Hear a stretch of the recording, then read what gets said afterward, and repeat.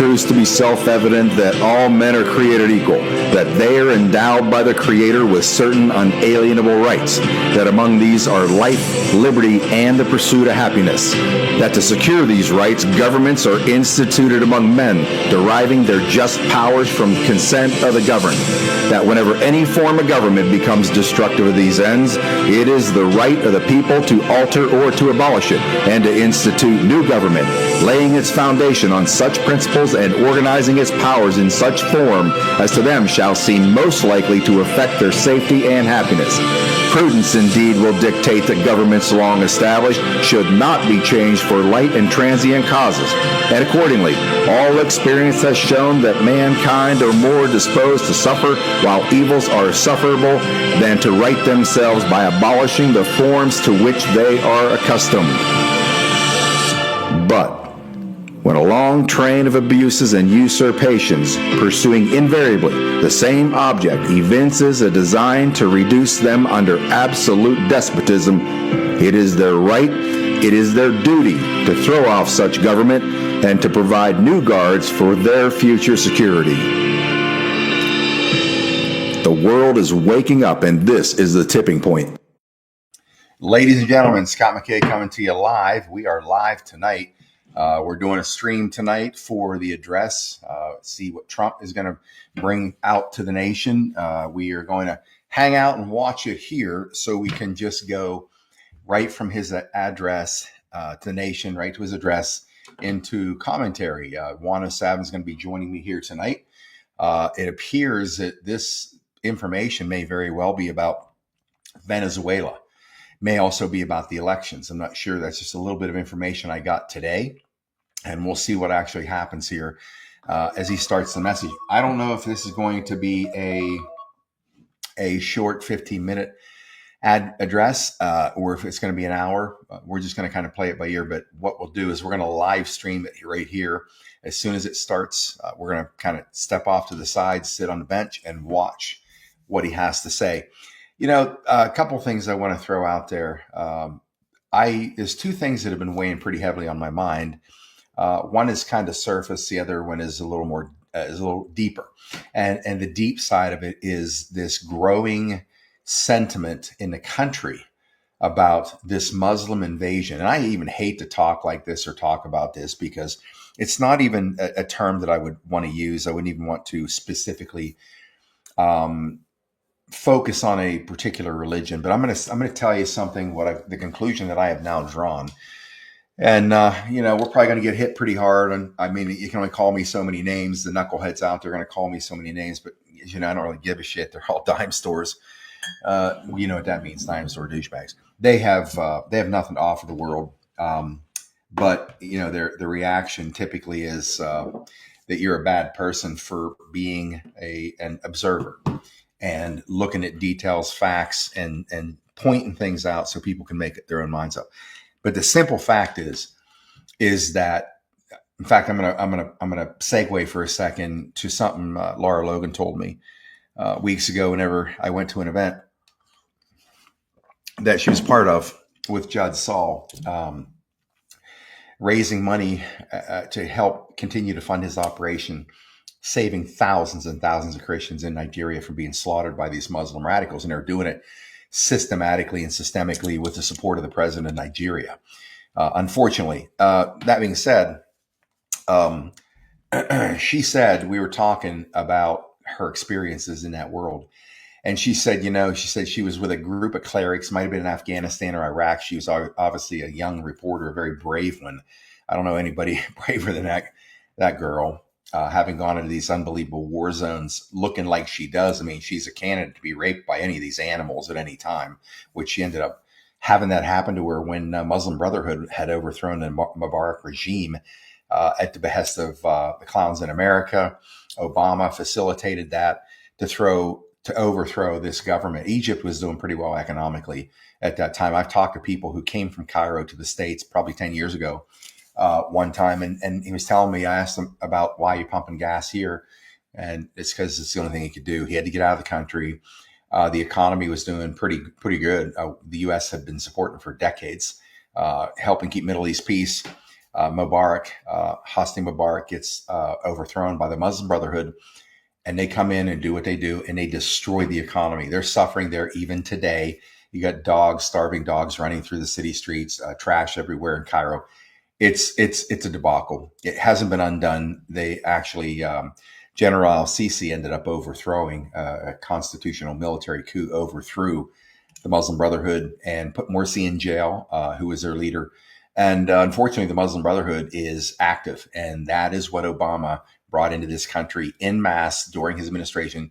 Michelle Bachmann took a beating, Congressman Bachmann, by trying to out them to the world. And of course, the shitheads in Congress, outside of people like her, did nothing about it.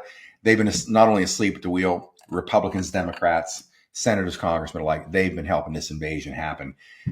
That's why I tell you every day, they're all scumbags. They're absolute rancid scumbags, the DC political crowd. They've let this country be virtually overrun. And a lot of bad shit's been happening for years, not just because of the Democrats. It's all of them.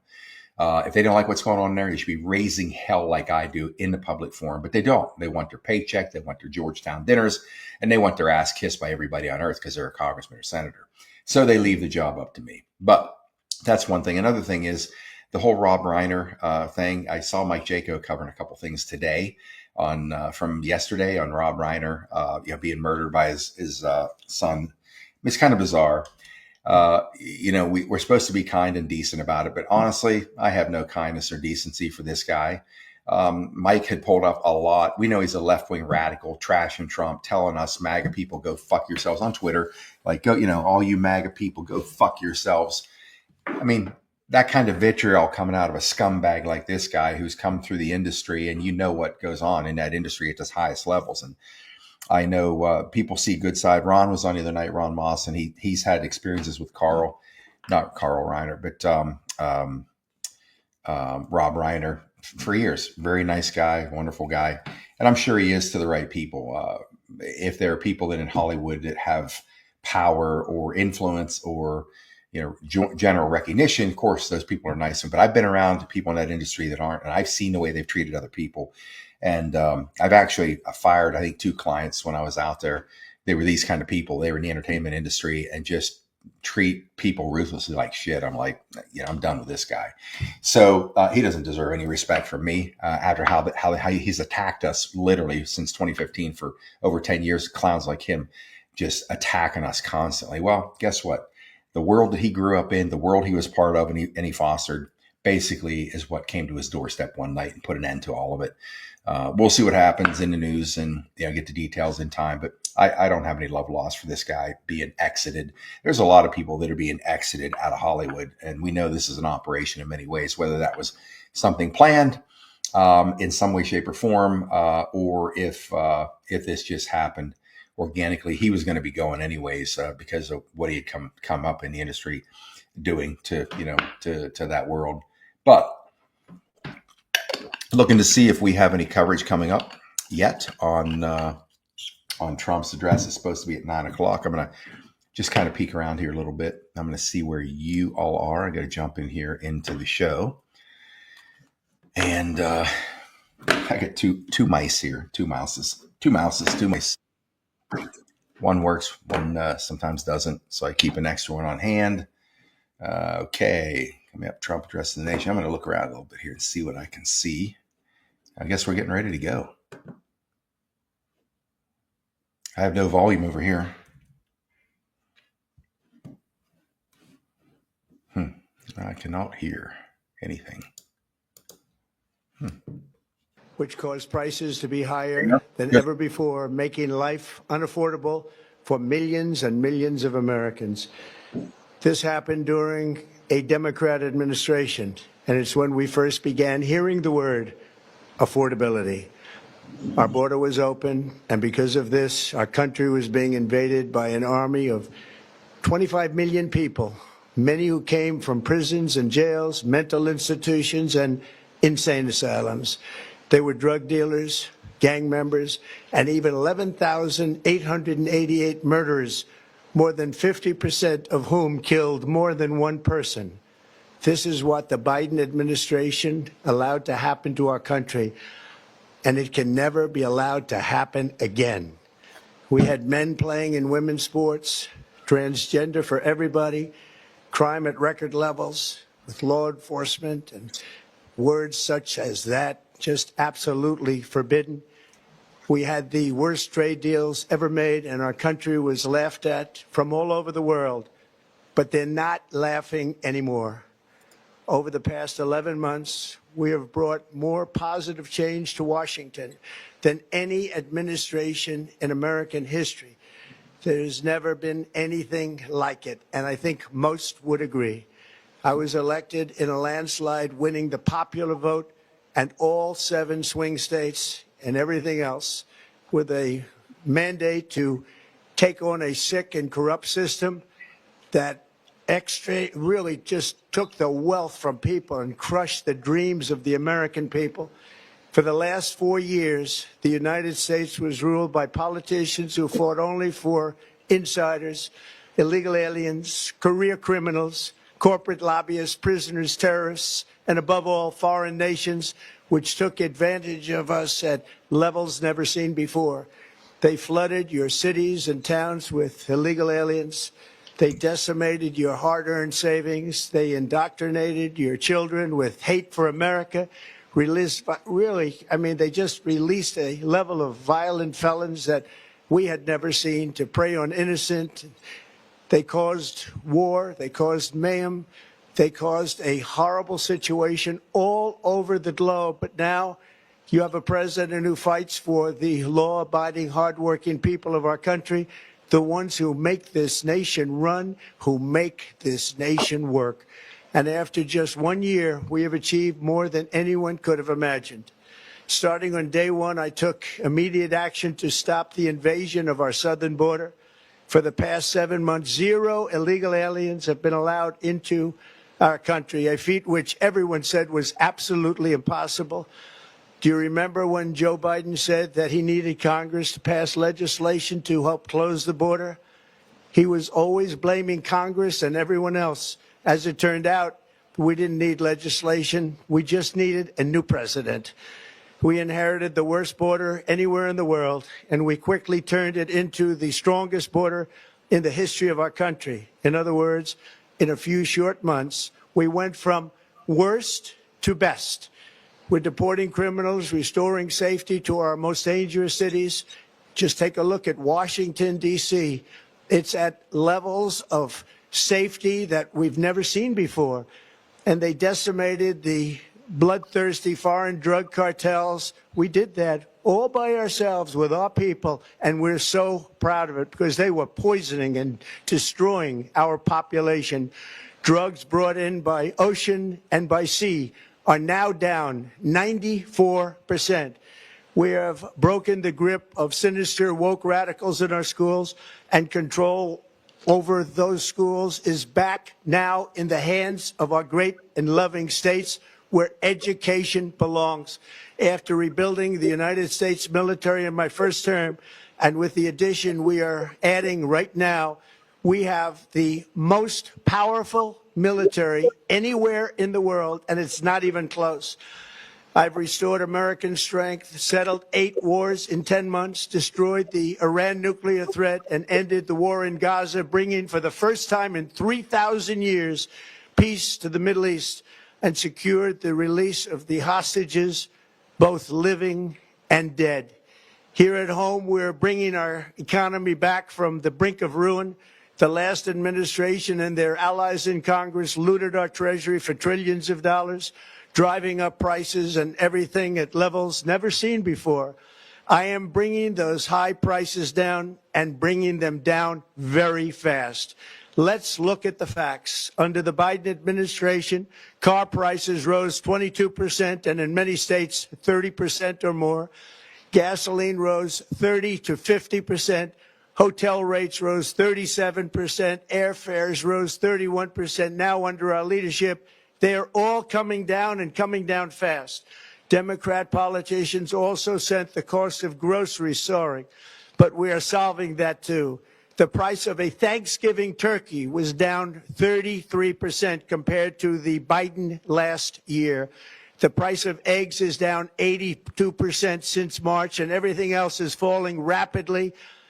and it's not done yet, but boy, are we making progress. Nobody can believe what's going on. Here are just some of the efforts that we have underway. You will see in your wallets and bank accounts in the new year. After years of record-setting falling incomes, our policies are boosting take-home pay at a historic pace. Under Biden, real wages plummeted by $3,000. Under Trump, the typical factory worker has seen a wage increase of $1,300. For construction workers, it's $1,800. For miners, we're bringing back clean, beautiful coal. It's $3,300. And for the first time in years, wages are rising much faster than inflation. Remember that. The wages, just look at it. Wages are going up much faster than inflation. How big is that? Very importantly, there are more people working today than at any time in American history, and 100% of all jobs created since I took office have been in the private sector. Think of that. 100% of all jobs have been in the private sector rather than government, which is the only way to make a country powerful and great. This historic trend will continue. Already, I've secured a record-breaking $18 trillion of investment into the United States, which means jobs, wage increases, growth, factory openings, and far greater national security. Much of this success has been accomplished by tariffs. My favorite word, tariffs, which for many decades have been used successfully by other countries against us, but not anymore. Companies know that if they build in America, there are no tariffs, and that's why they're coming home to the USA in record numbers.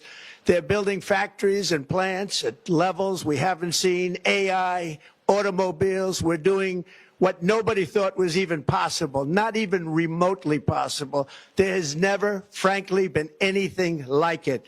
1 year ago, our country was dead. We were absolutely dead. Our country was ready to fail, totally failed. Now, we're the hottest country anywhere in the world, and that's said by every single leader that I've spoken to over the last 5 months. Next year, you will also see the results of the largest tax cuts in American history that were really accomplished through our great, big, beautiful bill, perhaps the most sweeping legislation ever passed in Congress. We wrapped 12 different bills up into one beautiful bill. That includes no tax on tips, no tax on overtime, and no tax on Social Security for our great seniors.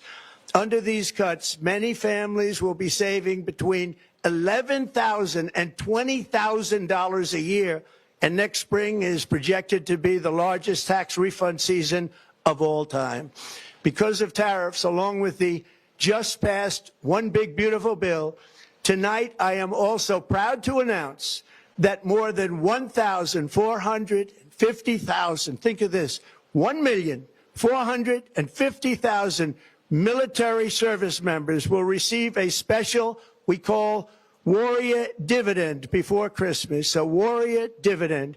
In honor of our nation's founding in 1776, we are sending every soldier $1,776. Think of that. And the checks are already on the way. Nobody understood that one until about 30 minutes ago. We made a lot more money than anybody thought because of tariffs, and the bill helped us along. Nobody deserves it more than our military, and I say congratulations to everybody. And by the way, we now have record enlistment in our military, and last year we had among the worst recruitment numbers in our military's history.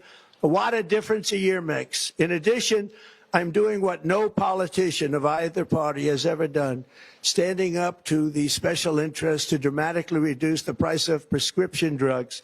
I negotiated directly with the drug companies and foreign nations, which were taking advantage of our country for many decades, to slash prices on drugs and pharmaceuticals by as much as 400, 500, and even 600%. In other words, your drug costs will be plummeting downward. And I used the threat of tariffs to get foreign countries who would never have done it to pay the cost of this giant dollar reduction. They stopped ripping us off, and it began as of 4 days ago. There has never been anything like this in the history of our country. Drugs have only gone up, but now they'll be going down by numbers never conceived possible. It's called Most Favored Nation, and no president has ever had the courage or ability to get this done until now.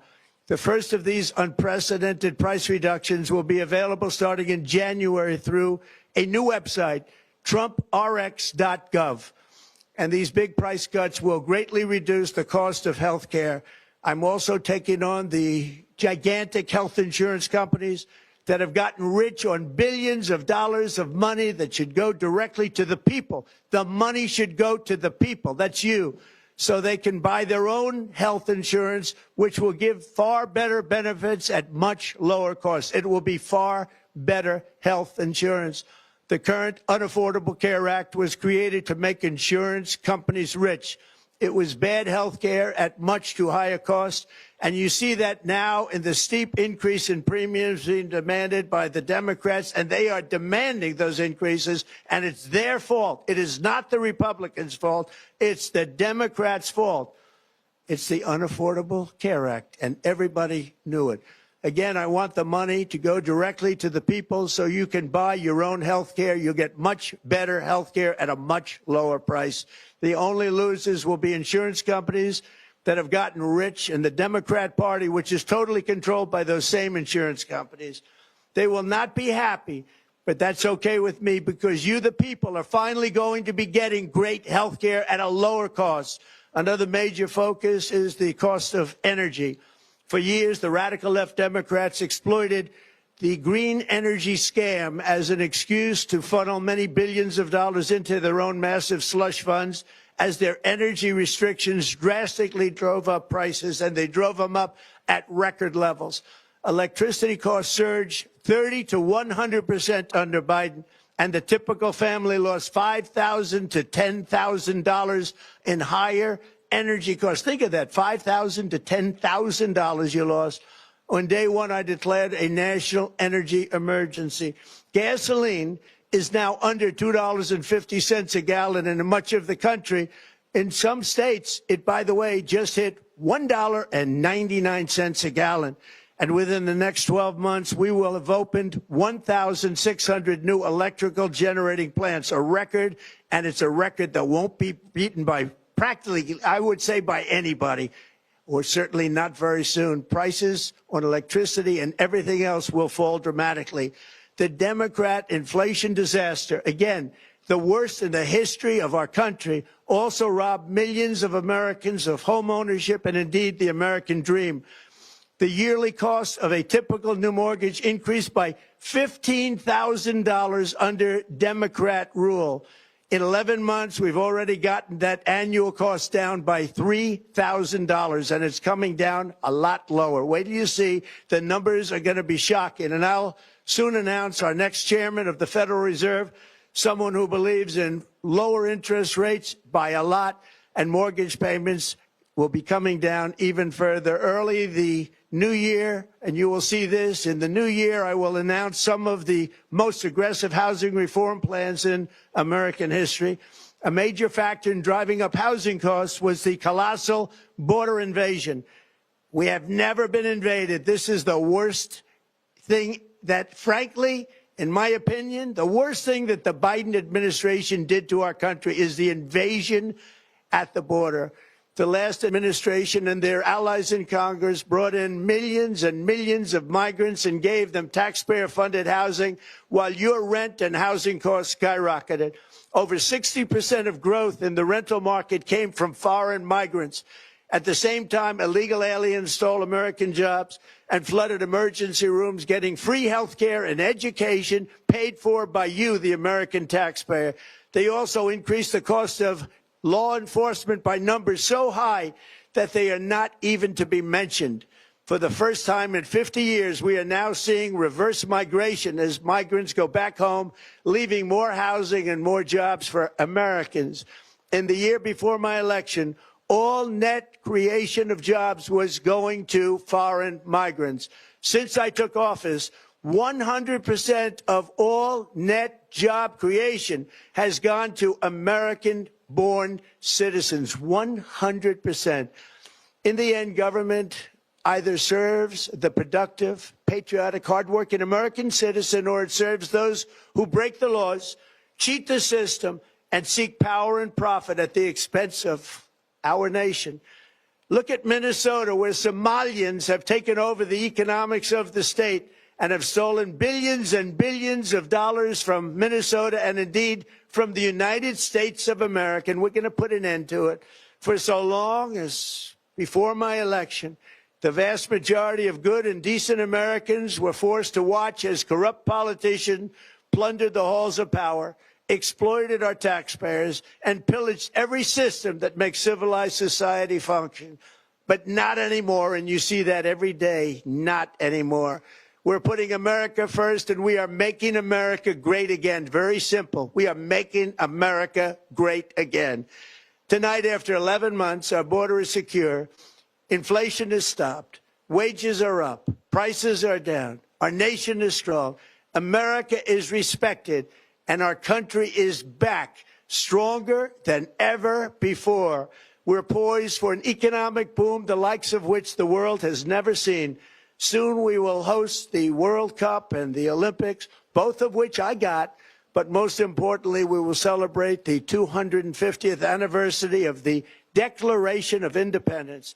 There could be no more fitting tribute to this epic milestone than to complete the comeback of America that began just 1 year ago. When the world looks at us next year, let them see a nation that is loyal to its citizens, faithful to its workers, confident to its identity, certain to its destiny, and the envy of the entire globe. We are respected again like we have never been respected before. To each and every one of you, have a Merry Christmas and a Happy New Year. God bless you all.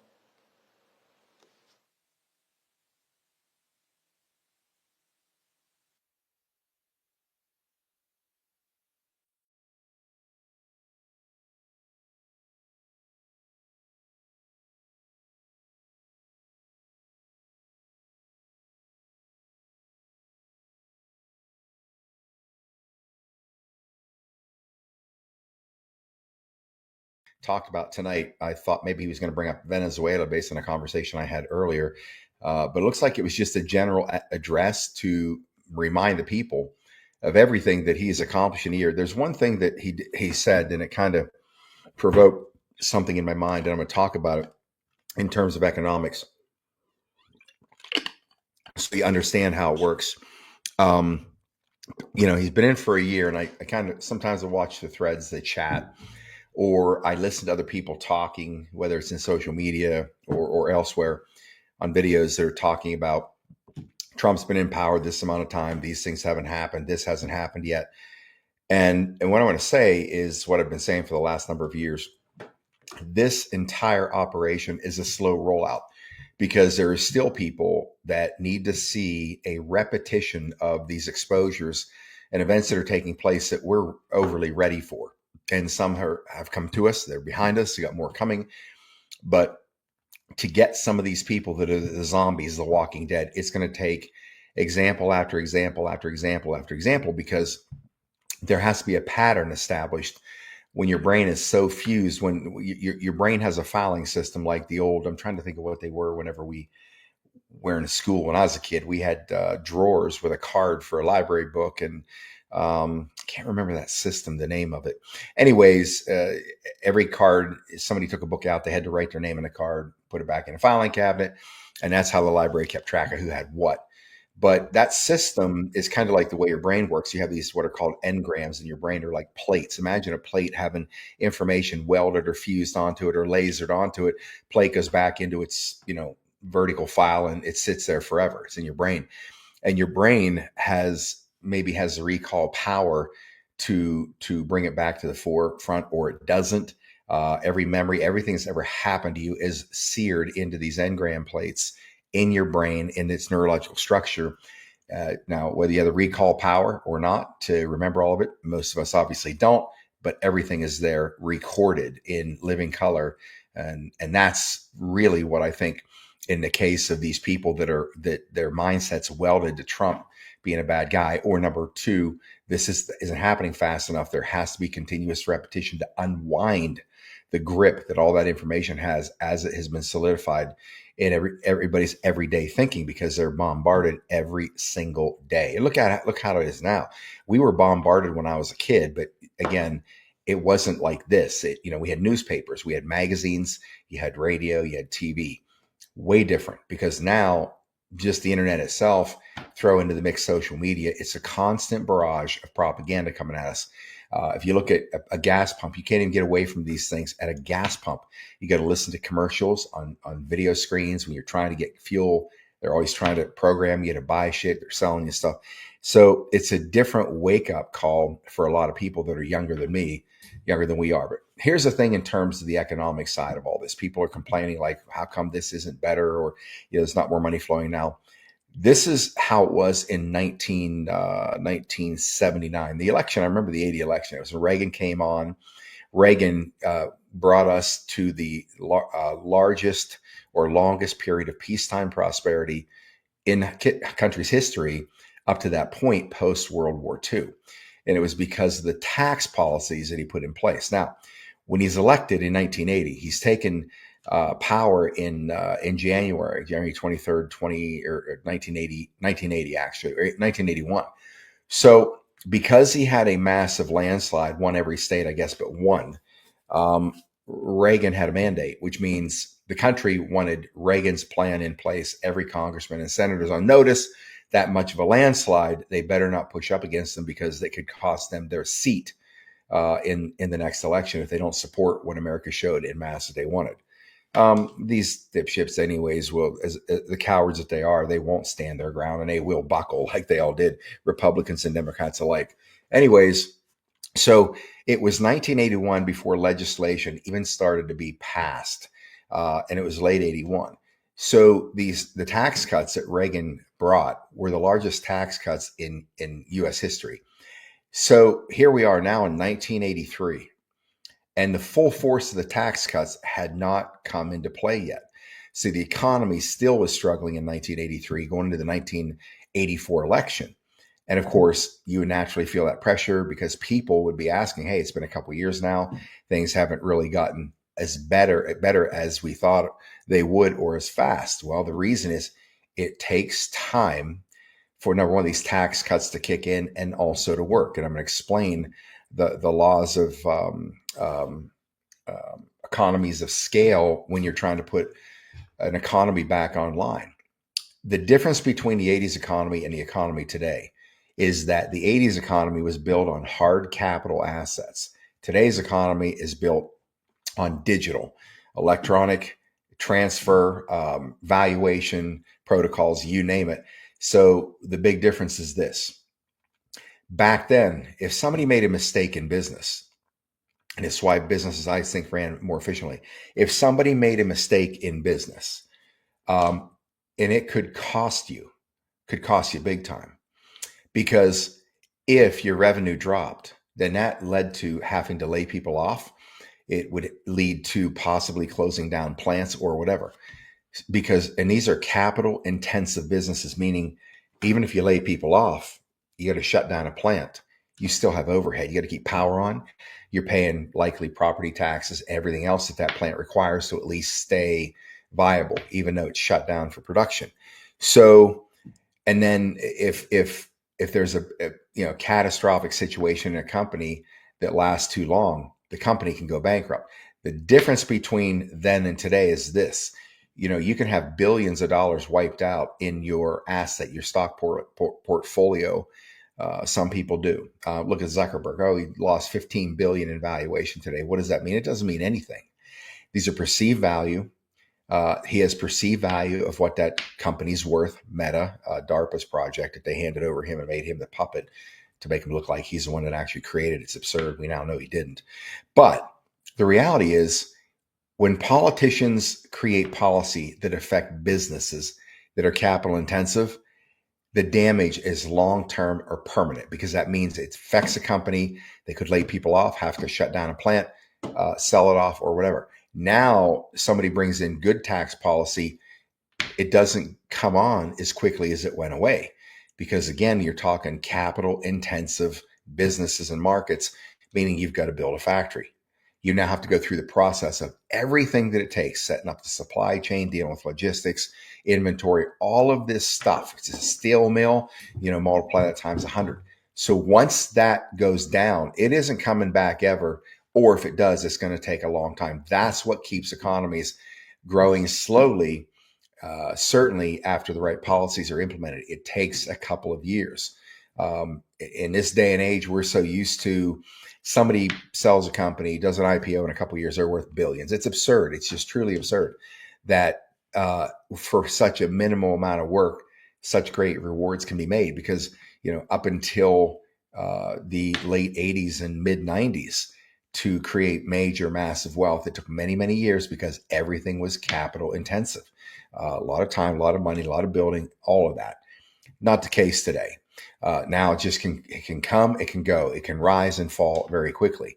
From the tax incentive side of it, coming out of Washington or coming out of the White House, again, doesn't matter what the business is. It could be either more modern digital type businesses that are operating somewhat in cyberspace, or they're capital intensive buildings on top of real estate and all the infrastructure that goes with creating whatever they create. Different ball game, but still the economic policies that come out of Washington can devastate both of them. We saw what happened with all the green companies that came on under Obama. The economy's taken a beating. You throw a green company in there that's heavily subsidized, and they certainly didn't have enough time, number one, to build the infrastructure, the hard assets, let alone learn how to actually run companies. Running a company when it's small is way different than when it gets big. It's a whole different mindset. In fact, a guy said to me one time, he said, Scott, he said, in a particular industry, he said, in this particular industry that he's in, he says, you don't even get a ticket to the dance until you hit 500 million in revenue per year, yearly revenue. He said, you don't even get a ticket to the dance. He said, very few companies ever go from 500 million into the billions. He said, because it takes a whole different mindset. One being, you got $500 million operation. You don't have to work anymore. So your motivation for achieving financial freedom, success in a business, a company, or wealth, that has already been accomplished. I mean, really, what can you do if you have a $500 million net worth? You could go out and live your life, which is what most people should be able to do. You want to relax a bit. You probably put extraordinary amount of your life into this thing, missed a lot of things, could be part of your time with your family, the kids, all those things. So naturally, that's what you're going to want to do. To get over that, to get into the $1 billion mark, it takes a whole different motivation, because now it's about a purpose. It's about a long-term mission, because again, you don't have to do this. You should be able to go enjoy your life. If you're going to go from 500 million upward into the billions in valuation, your dedication has to be off the chart, because that means you're going to have to take on more responsibility, put more time in managing a bigger operation and managing in a different way, because now you're not managing employees. Now you're managing managers. That's a whole new ballgame. That is a different dynamic. It's a whole new dynamic, a more complex dynamic when you're now training managers. And then as the company continues to grow, then your training of managers becomes training managers how to train other managers to manage the operation. So it becomes a multi-tiered evolution of understanding that changes in running anything. Government is no different when it comes to economic policy. There's a lot of people learn stuff on the job based on their policies. We have one president that doesn't, because he came from the business world. And like Calvin Coolidge said in his time as a presidency, he said, look, the business of America is business. Leave it alone. The business of America is business. That's what Trump understands. He understands what it takes to take an operation, found it, get it built, staff it, open it, have it succeed, extend or expand it, and it continued to be an empire, a business empire. And the mindset that it takes to manage something that's much bigger, or multiple factions of it, is kind of like dealing with government, kind of like dealing with the knuckleheads in Congress, in the Senate and the House. So we don't have a more capable or qualified leader in this country, as far as I'm concerned. The last person that had this type of a wingspan but could nowhere match what Trump can do was Ronald Reagan. Ronald Reagan obviously was a Hollywood actor. Once he was done with that career, he ended up being a traveling speaker for General Electric, traveling around the country, meeting all the people working for General Electric, all the blue collar people, meeting with them, talking about General Electric.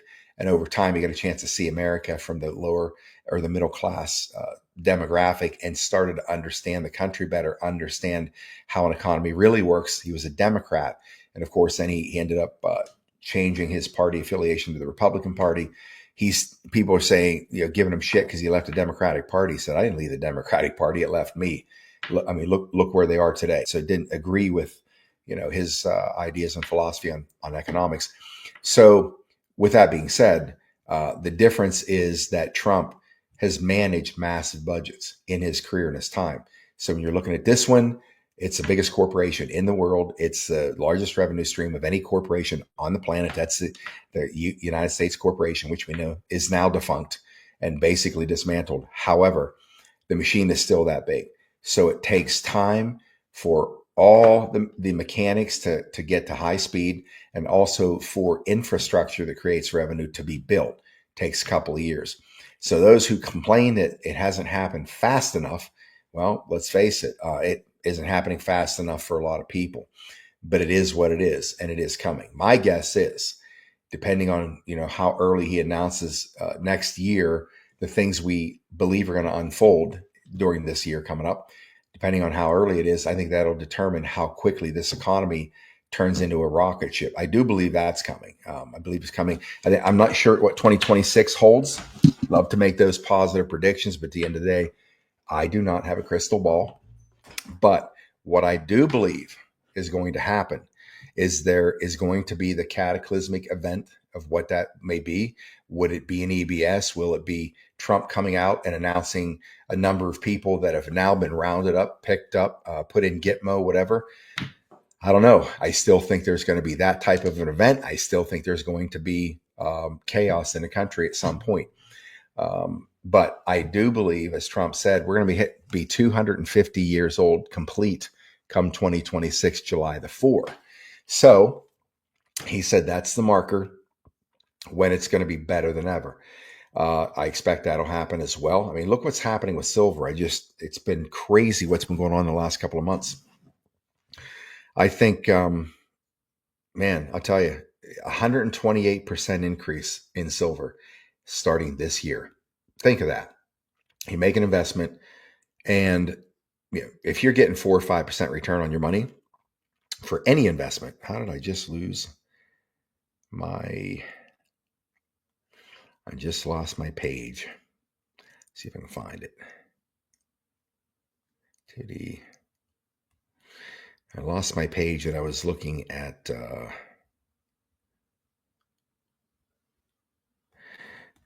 Let me see if I can find it.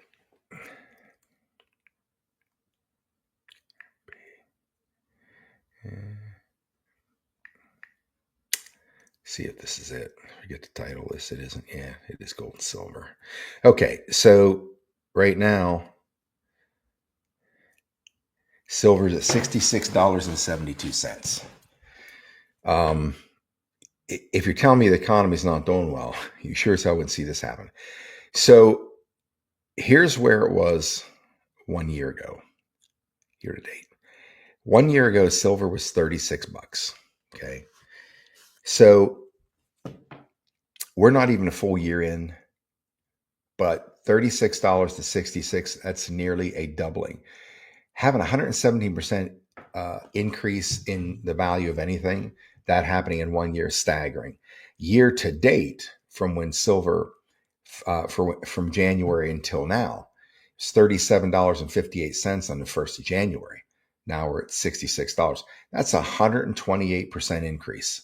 Just in the last 3 months, $63 or 63% increase in 3 months. How about a month? Imagine investing in 1 month later, 30% increase in the value of your investment. That's stupid. That's absolutely stupid. People are excited about 9, 10, 12%. If they got 12% return on their money, be like, this is the best investment I've ever had. We're talking in one. That's in a year's time, by the way. You're talking 1 month, 1 week.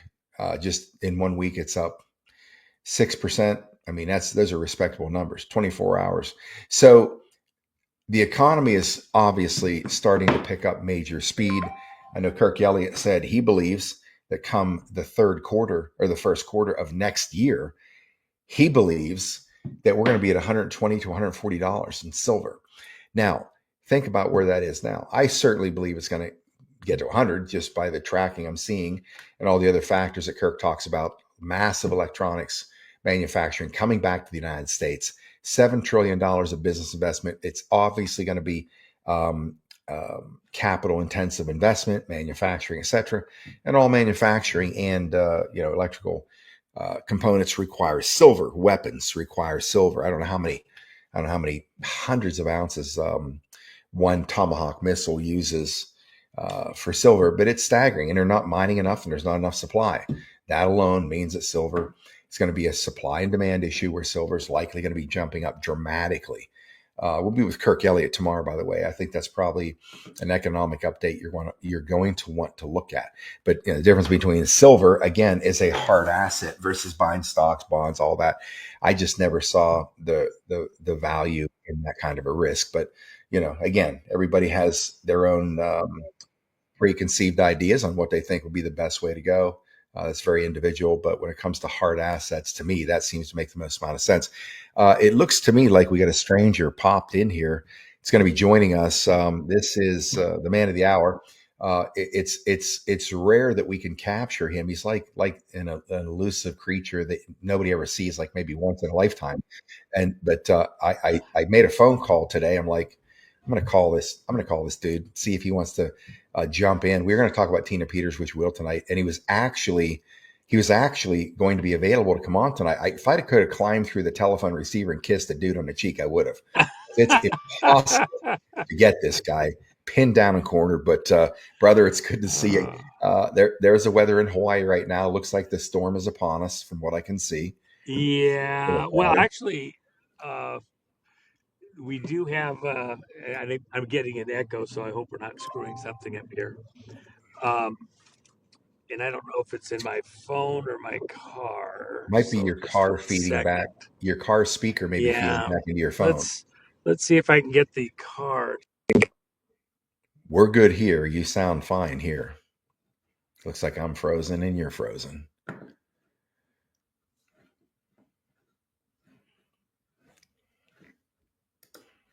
Oh, yeah, you weren't frozen. I was looking at the stream on Rumble. It was frozen. Anyway, so yeah, Juan had reached out to me in the last, I think, 24 hours. Need to talk about Tina Peters. He's going to come back in, talk about Tina Peters. He said, let's get a show up on this. And of course, I reached out to him about that. And then the address was coming up. So we decided what a great time to see what Trump's talking about and then get Juan's viewpoint on what he's really saying or why this happened to be the message for tonight. But we'll give him a minute to come back in here. Nino must have called him. That's what happened. Nino called him and kicked him off. That's what happened. Nino called, boom, kicked off our live stream with Juan. But here he is. How's the echo?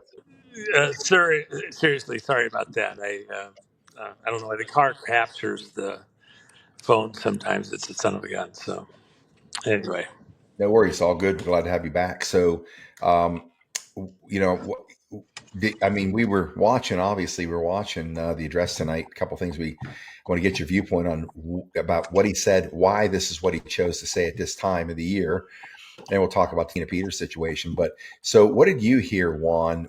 What Trump was saying? Was there anything underlying messages there you got from him based on what he said, or the timing of coming out to have this particular national address tonight? Well, I will tell you what. I think I said it on several of the shows that I talked on, and then privately, even you and I talking.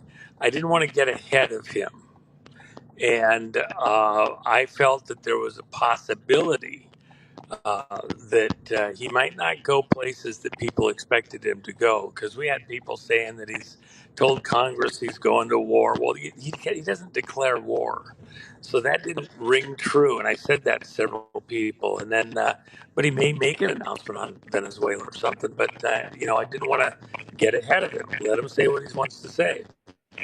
And I don't know why we're getting some feedback here. I don't know if it's at my end or yours, so I apologize. It sounds clean The here. mix can be hard on some of these broadcasts here. So I control.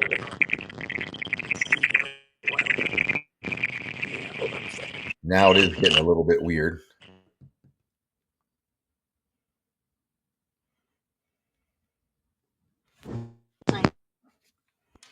He's Sign out. I just hit. Sounds So pretty they're good. doing something Let's. to solve it. I am here. Can you hear me? Yep, we can hear you. I am here. Can you hear us? There we go. How's that? Keep talking. You get me now? Yeah, we hear you. It's a little bit. It's a little disrupted, like a little static.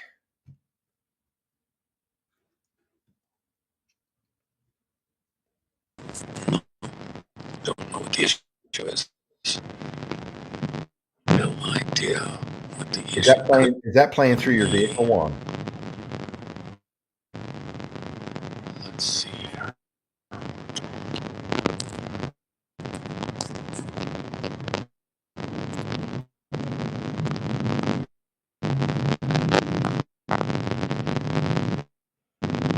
There we go. How's that? It seems Yeah, okay. now. Yeah, there's a little static coming through. Are you? Are your I see you speakers? talking, but I don't hear you. Yeah, let's see if I can do anything to fix that. Yeah, I wonder if you killed your if you killed your Bluetooth coming through the car, it might help. These guys have a whole different. Yeah, it's just. Let's try this. So, let's try that. Yeah. Yeah, I think it's just a matter of getting the right, getting the right setup. I just think his interference may be coming because of the feedback from his car speakers right into his microphone and his phone. That's my guess. Yeah, that too. Let's see what happens. So he's out and in again. So we'll just hang out for a minute, folks. Sorry about that. We need to get his input on what he saw today or what he thought today about tonight. The Man in Black are messing with y'all. It might be Men in Black, yeah. Why is Satan Yahoo allowed to spy on us and crack down anti-Semitism? Yeah, it's a big problem I'm having too, folks. I said this, I think the night before last. The amount of states in the country that have passed laws, you're not allowed to talk, voice your opinion or negative opinions of Israel is a crime. All I'm going to say, folks, now we have Republicans controlling state houses around the country. I can't remember what the number is. I don't pay attention that closely anymore since 2020, since we found they've been stealing all the elections. But I believe there are more Republican state houses in the country than there are Democrat. So if that's the case, how in the fuck are we passing laws violating our First Amendment rights if somebody wants to criticize Israel? Now they pass laws. And this is what I hate about these criminals, these scumbags. They get behind closed doors, and this is what they do. Here we got Juan back. Yeah, and I don't know what the issue is, bro. It's giving us this horrible audio over here. Juan, are you using your automobile speakers? Feedback, so I apologize. Are you using your automobile speakers, Juan? Are you Bluetoothing into your car? Yeah, it's not my car at this point. I'm strictly on this. So it sounds like it's in your system with reverberation and breaking up. So it's not. I've got great tel signal. That stopped something. That sounded good. Yeah, that sounds like 1,000% better. I don't know what got pushed, but yeah, something happened. So now let me just see if I can get my speaker to come. Turned off his earphones. Okay. Now, is he able Let's see, give me half a second here. I'm just looking to see if I'm missing anything else. I'm going to go there. Oh, so you're saying, Lisa, he's got Well, wireless earphones? I'll get by, Scott. Okay. I can only hear you slightly, but I got you enough to make the job work. So apologize, folks. No worries. How's this? Am I coming through loud enough? Oh, perfect. I mean, I don't know what was going on in the first place. Now you're just like you're next door. Okay. If you misbehaved, I could reach over and whack you. Well, I was going to say, look to your right. I'm sitting in your seat right now beside you, but I have my invisible suit on. Aim high. Well, actually, I've got somebody cuter than you in the seat beside me, but Well, I already know who that is. I'm not going to debate you on that. I already lost. yeah. So, well, let me help folks on what's going on here. I think Trump, there was a situation on a real estate deal, and he has this guy, wants to, try and do a deal with him, and he's forcing him, and he's, trying to really arm twist him. And so Trump, he's like, well, I'm not going to commit to anything, but I'm willing to look at what you got. I'm willing to do this and that. But let's see where you're at. At the last second, he's ready. He looks like he wants to do the deal. And then they just couldn't get the terms right. He told the guy all along, here's what I'm willing to do. But they spent a lot of time and effort trying to get him to come in about 8 or 9% higher than what he was willing to go. And he told them all along, that's my number. He ended up going with a different contractor, different location that hit his numbers. Think of the John Bolton situation with the drone that was shot down over Iran or next to Iran in airspace that was not Iranian airspace. And they shot it down, and it was the second time it happened. Everybody told Trump he had to go in there, bomb Iran, do all this stuff. He was hesitant to, finally said, okay. Bolton puts this whole thing together with all of his friends and buddies, and they're going to go in there and bomb Iran. He's in the Oval Office, and they've got the paychecks, etc.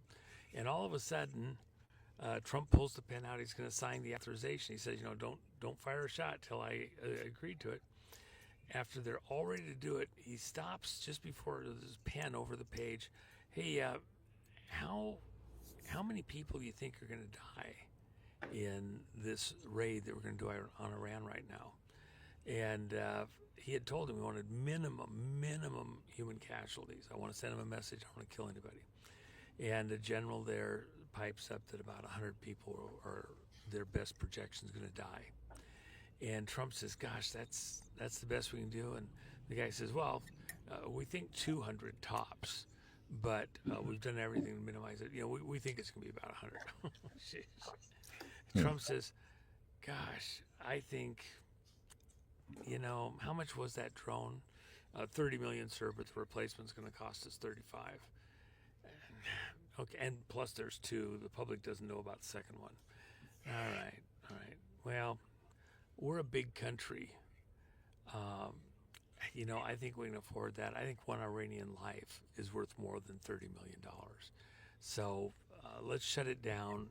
Let's try a different way. And he shuts down the whole attack on Iran back in the first administration. What did he really do? He set them up to play all of their cards and show all of their connections. The people who were trying to get him to go to war unnecessarily, in his opinion, prematurely, while there were still other options. And he didn't want to have collateral damage of Iranian civilians. And so he set them all up to get there. I think you're looking at something akin to that with this, what amounts to almost a State of the Union. He gave an assessment, all the things that happened, what the logic was going into it, reassured everybody. His numbers, by many accounts, are the lowest of this term so far. And so was he trying to buoy up those numbers to prepare us for other things? There was all sorts of reports, and I didn't rule it out. I mean, Venezuela, he's been intoning, he's getting ready to do something in Venezuela, but not what most people expected. Go to war. we have a blockade, and a blockade can be more effective than actually dropping a bomb. So, because it makes it very hard for them to strike back against us over a blockade in the same way. And so I think what you just saw was some type of backroom management to run right up to the edge and get everybody all keyed up in a certain way and then stop. Will he come back to address people about, say, Venezuela? Well, I guarantee you, people down in Venezuela were all puckered up, ready to, they figure we were going to war with them. Lots of people in the military, other places, thought we were going to war. The vote machines, the election, national security matter, there's a lot of stuff in play. And he didn't play those cards. So he held, and he just gave you a report card. Doesn't mean that other stuff isn't coming. He gave you a baseline, and now anybody that wants to second guess him, get ahead of him, is going to have to think about that. The other thing that comes to mind, and I was relaying this to people over the last several days, Trump had a speaking engagement. I think I told you this yourself, Scott, earlier today. He had a speaking engagement, and it was some military students. So he was talking with them before he went out on stage, a group of them. And he turns to all of them and he says, how many people do you think in my staff and around me know what I'm going to say today? How many people do you think I've told? And they're looking around, is it 5, 10, 15? And Trump says, 1. Nobody knows what I'm going to say today when I walk out on that stage, except for me. And he did something similar just now. He got them all baited in place because he's playing some chess here. Whether it's TINA, Venezuela, the national election emergency, the next executive order related to elections, which was it? And he didn't to get to this point. Does that click for you, Scott? Do you see how I'm saying that? Yeah. No, it makes sense. It does make sense because obviously, Do I still have you? Did I lose you? I'm here. We can hear you. Can you hear me? I can hear you. I understand what the problem is here. We're good over here.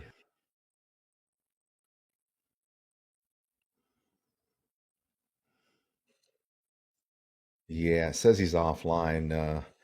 See what happens. He'll probably try to pop back in. That's kind of strange. I can't imagine.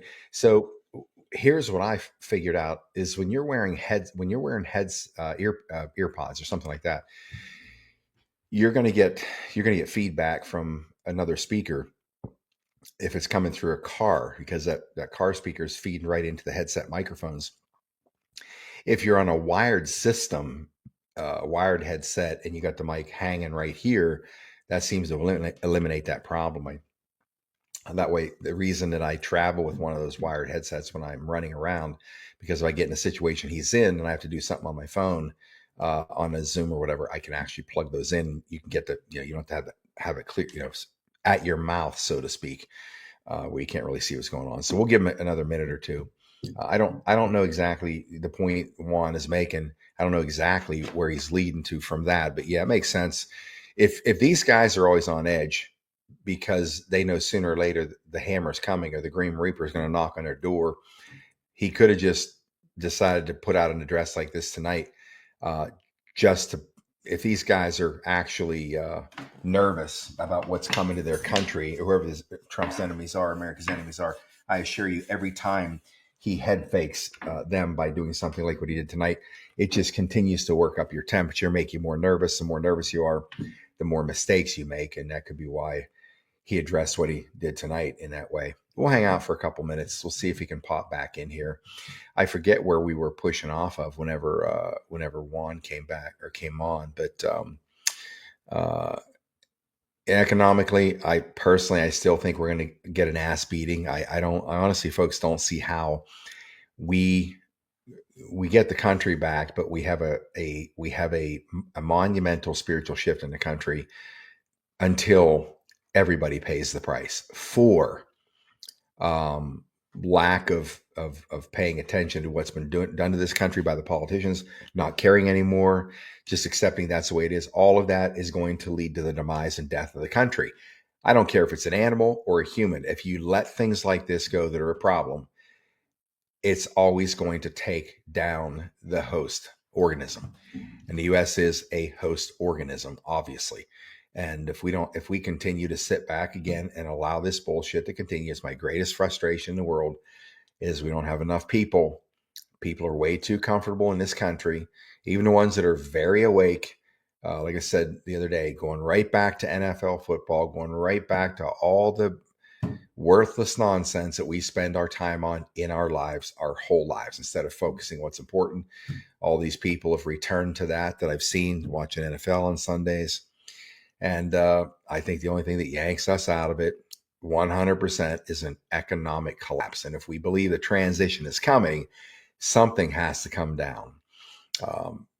Lucky for us, they've been building the parallel system, the quantum financial system alongside. I've been told they're both running now. I don't know if a QFS is running at speed, but it is definitely running. And my guess is they're just going to continue to elevate it in its own capacity or open exposure and keep, as they continue to try to bring down the machine, the matrix machine, the banking machine, that I expect. So we'll see. I'm still preparing for a collapse. I'm still preparing for these attacks. I don't see how we avoid them. We'll give.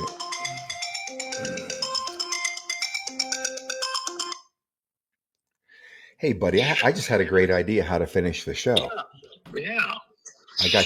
I got you on microphone right here, right now. So this is gonna be perfect.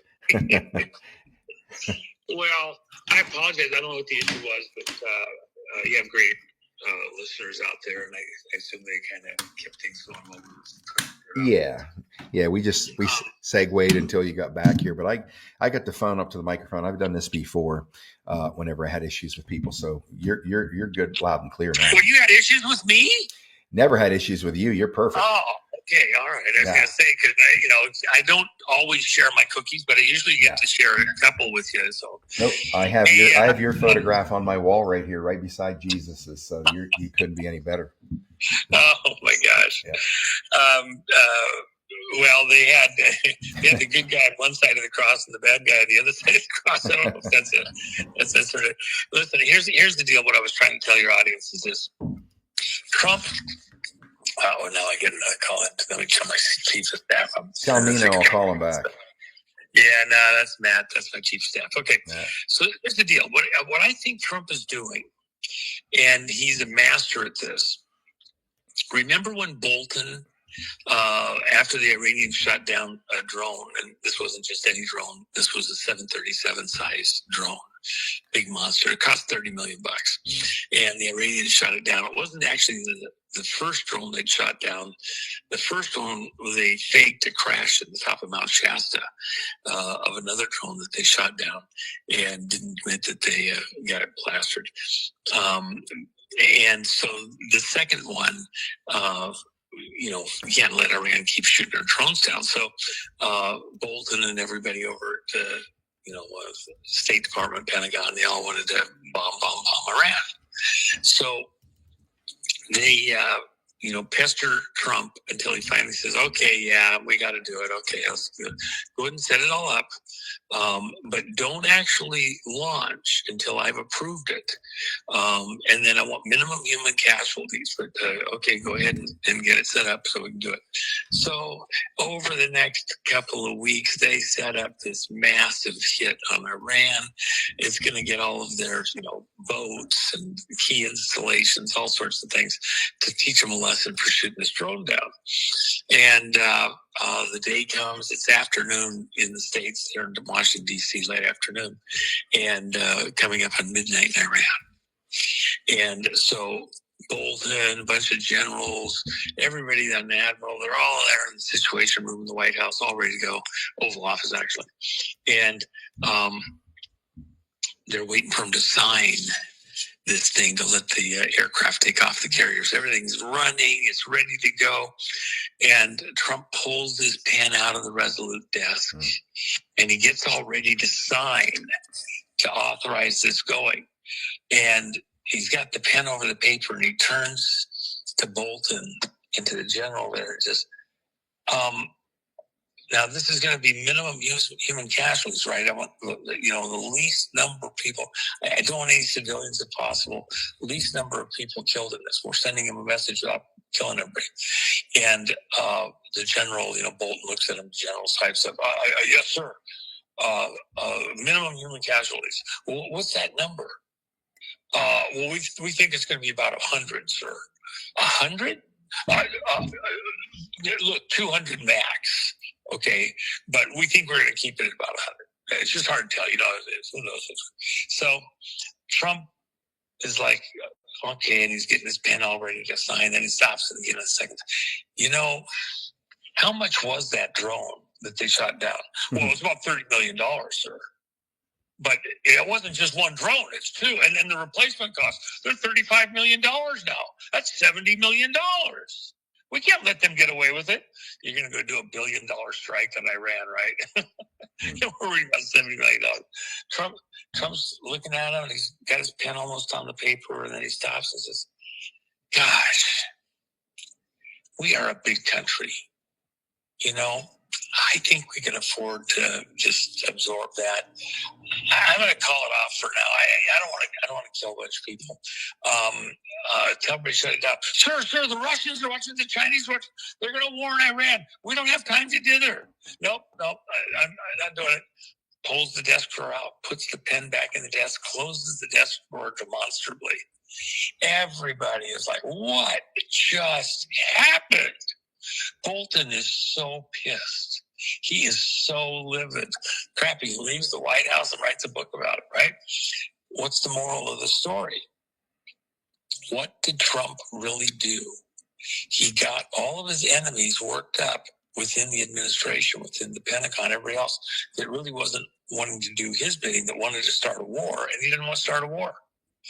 And he got them all to commit and communicate and set up. He knew who all the players were that were in on this to get the next war going. And then he called it off. Supposedly through a war, nobody shows up, right? So what was the scuttlebutt going on since Trump announced he was going to do this talk to the nation?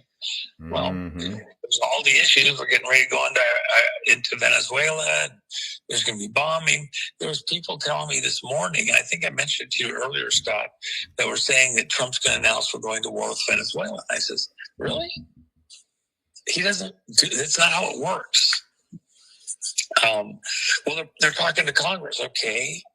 Yeah, there's still certain checkpoints. That doesn't seem right, but okay, let's watch and see what's going on. Trump, he's pretty feisty. And so people are reporting. You got the Susie Wiles thing, and she's under fire. You got lowest ratings for the president so far since he took office, second term, supposedly out there. PBS is announcing he's only got 36% voter approval. Well, why do they say 36? Well, that's the Antichrist, 3 times 6, okay? They play all these little games, okay? And, and then it's 57%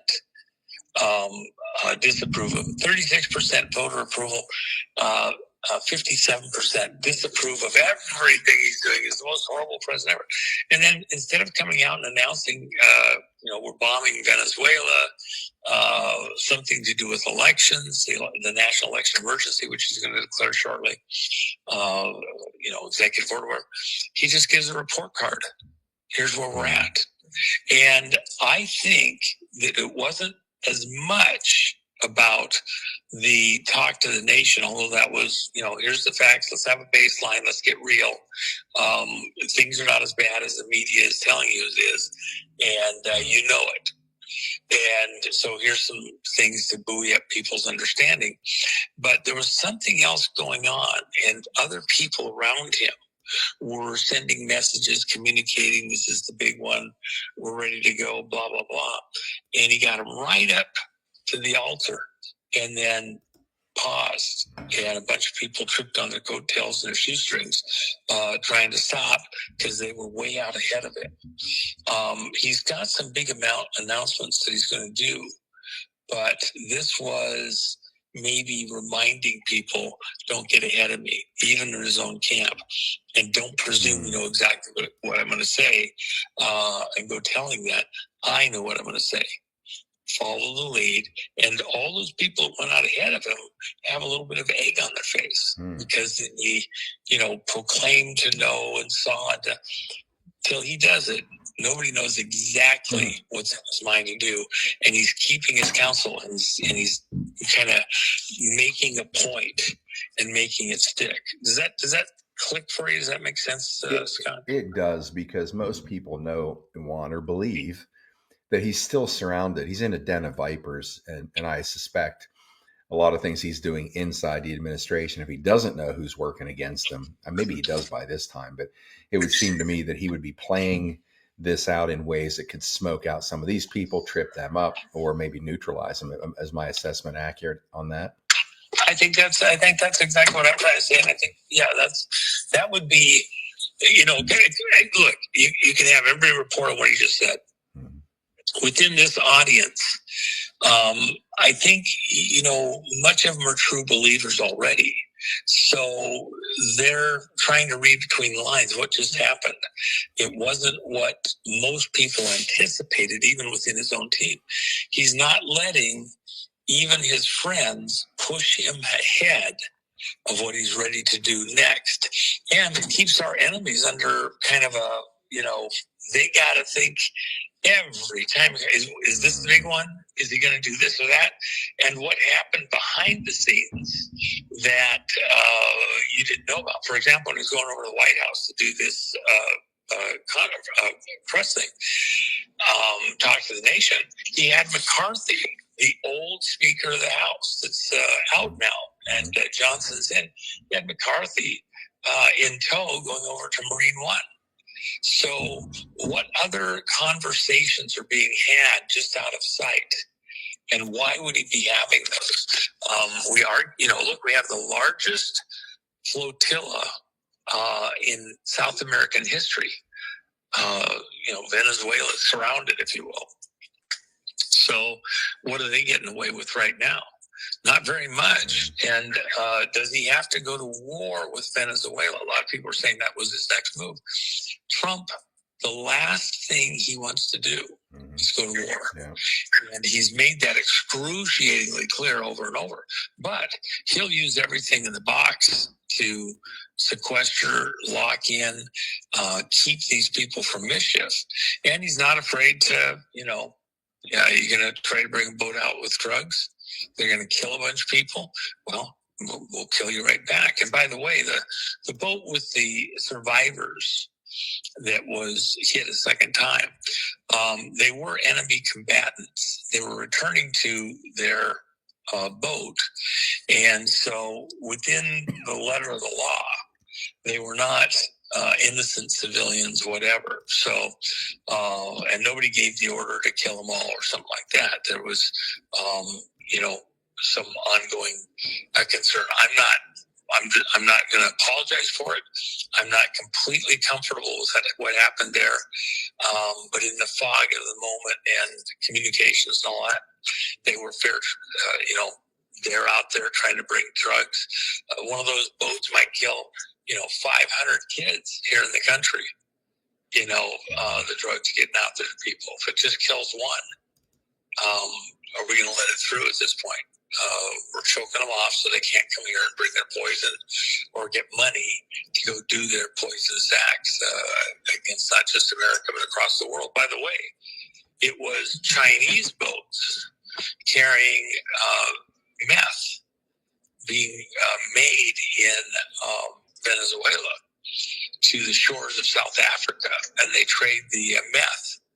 It goes up to Africa from South Africa, up to Europe from South Africa. They trade the meth for abalone and other sea delicacies with Chinese traders to, make money.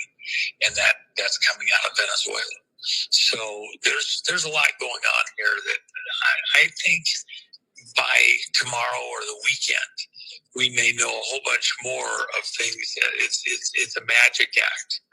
While you're watching this, something else is occurring just out of sight, and he needed everybody's attention for a moment while he was doing other stuff. That's my personal gut instinct. We'll find out if we even know what it is for the time being. He may very well have had in mind that he wanted Venezuela, Maduro, to think this was the big one. And, the bombing starts in 5 minutes and work to change locations. Remember, Maduro has a $50 million bail bounty on it. And, much of the pain in many categories going on in the American public is coming right out of Venezuela. That's why we have flotilla, largest in South American history, blockading Venezuela. So, yeah. Well, that blockade is as effective as actually doing combat, in my opinion, because if they're blocking everything coming out of Venezuela, they're choking out their money supply, in my opinion, aren't they? Isn't that where they're getting any money from drugs and oil? If they can't sell oil. They're supposed to be under sanctions, as Russia is also, and the oil isn't supposed to be going out. China says, we'll take the oil and you can't stop us. The one boat that they stopped initially, the skipper, and started to make a point on, that was a boat that was changing names, flying under multiple flags, trying to play a little cat and mouse, and then sell the oil into places that they could make a buck at cheap prices, and covertly. And so we made a big stink about that one. But others of them going to China, etc. Well, that's financing the Maduro staying in power, and he's there through election fraud. So Trump has made it his point that Maduro's out. We have a $50 million bounty from the Justice Department. He's been indicted on exporting terrorism and drug charges, drug trafficking, and so he had an opportunity to go into exile and. He can live out the rest of his life, work on a suntan, hang out on the beach chairs, but he'd be pretty much locked to a tropical island location for the rest of his life. And he didn't take it. So he wants to duke it out. That opportunity is now gone. He doesn't have the opportunity to opt out. We're going for him. And Trump, not letting it get out that he wasn't going after Maduro. Everybody's speculating. I don't speculate. He'd lie and say anything that would put, storms upon us. And he baited him. I think we'd find out something happened that we didn't know, or other people couldn't know what Trump's real intent was. And they probably took certain actions that helped reveal positions, connections, intentions, somehow. It makes sense. There's a couple points in here I wanted to throw by you that are a little off this particular subject matter, but I want to throw them at you anyway. Somebody was asking, they want to know about the $900 billion to Israel. Somebody's a little perturbed about that. Do you have any comment on that? Well, I don't have a specific knowledge on that precisely, but let's talk about Israel for a second. We'll start back at the bombing in Iran. Israel had done this stuff with the drones, and they'd taken a lot of stuff out, targets like that, but they did not have. People have speculated they did not have the technical capability to take out these sites where the Iranians were working on nuclear weapons grade material, refining like that. And so the U.S. had the capability to do that. Did Israel, I've heard all these stories. Okay, Netanyahu was blackmailing Trump. It's over Epstein and blah, blah, blah. And he had to do it or he was going to be exposed. Bullshit. When Trump went in there and bombed those sites in Iran, we actually gave him notice. Don't let anybody be in there. We're going to bomb it. I'm telling you, we're going to bomb it. You come up trying to do anything to take on our guys, we will take them out and stand back. And sure enough, we went in there with these massive bunker buster bombs that are able to penetrate down to the levels into those labs and destroy these facilities. Now, could they be put back together again? A lot of the equipment's very high precision, laser isotope separation systems, other things. So it was, you know, you might look at it and say, well, they could move the chairs around and put stuff back in, or all of the delicate stuff. It's just junk. Okay. And what did we do when we did that? You understand that about a dozen wars, huge conflicts around the planet, Iran's right at the center of it. Venezuela, they were running the Quds forces over on aircraft that were hijacked literally from an American, naturalized American, from Iran to Venezuela. And that's a bigger story than people are that's coming. When you get to that story, that's going to equally piss you off with a whole bunch of other ones. So these special forces, these Quds forces, have been being ferried to Venezuela. And then many of them were coming by land to the United States, into the country. Many of them are still here. And there's a lot of ways we know that. One specific one of the aircraft had a fuel issue in a heavy weather situation. They had to go next door and land in Argentina. They couldn't land in Venezuela. When they did, the Argentine military took all of the people off the plane, photographed, documented everything else. They're all Quds forces, okay? And then put them back on the plane, refueled thing, and sent it over to Venezuela. Well, even in interviewing some of the guys at the time, they weren't headed for Venezuela, they were headed for the U.S. And that's been going on for quite a while. Cuba, Venezuela's been being run by Cuba. Cuba's running Venezuela. You couldn't get a driver's license. You couldn't get your social security check without a Cuban approving it. It's been that way for a very long time. Okay, 30 years plus. So with that in mind, who was tied into Venezuela besides the Iranians? Iranians were tied into Cuba. Iranians are tied into the Congo. Iranians are tied into Russia stuff. The Congo, where you have 10 million people dead. And Iran's in there helping with the Chinese to go in and get the metals and you know, keep that war going, with troops on the ground inside of Congo. The Iranians tied into South Africa, which, by the way, had the nuclear materials for 6 bombs.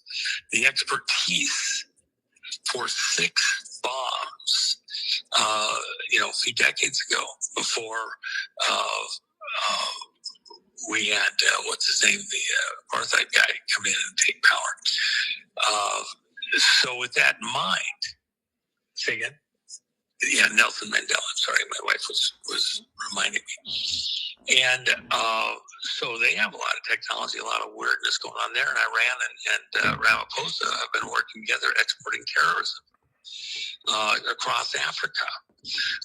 Iran is, going after us here in the U.S. with all sorts of mischief behind the scenes that you don't know precisely about because it's kept behind the curtains.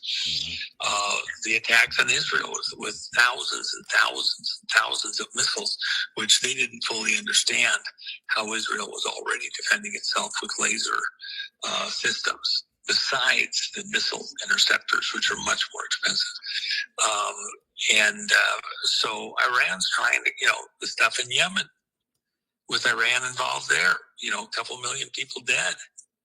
You have more people dead in Yemen by like double as you have dead in Ukraine in half the time. It's Iran's right there in the middle of it.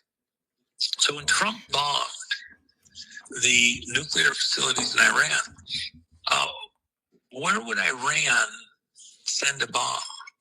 What would they do to try and cause a fight? Who would they give it to or work with? Remember, they want to start jihad. They want to start this, end of the world that brings back the Messiah. If they bring the world to the brink of destruction through World War III, the belief is within their religion, if you will, these mullahs, that they bring the Messiah to the earth, not Jesus. Their Islamic Messiah, and he conquers all their enemies, and they, have their 1,000 years of peace. Okay, it's a variation on the, Christian religion, the Judaic religion, and within all of that, you had to stand. Trump stopped him and put him in check, and stopped what they would have done with terrorism or blackmail with nuclear devices. Not putting a missile, most likely, putting a ship, a truck, something else. And he didn't do it for Netanyahu, he did it for the whole world. Okay, it wasn't just for Israel. How would a nuke be usable to Iran here in the U.S.? Sum of all fears. Again, the other thing is that, yes, there's a lot of money going to Israel. It's has to be revisited, and Trump is doing that. Let me add one other thing. I can hear people, that's not a good enough answer. He's still send money over there. Okay, hold on. Relax for a second. Let's have a conversation. So, Trump goes to Saudi Arabia and secures an arms deal that, it's like $1 trillion. Okay, then he goes next door to Qatar and secures another arms deal. It's like $1.5 trillion. This is huge amounts of money. It's all going to be built out. Well, then they're going to come to the United States and invade America. Look, when you buy an airborne weapon system platform, those aircraft need spare parts.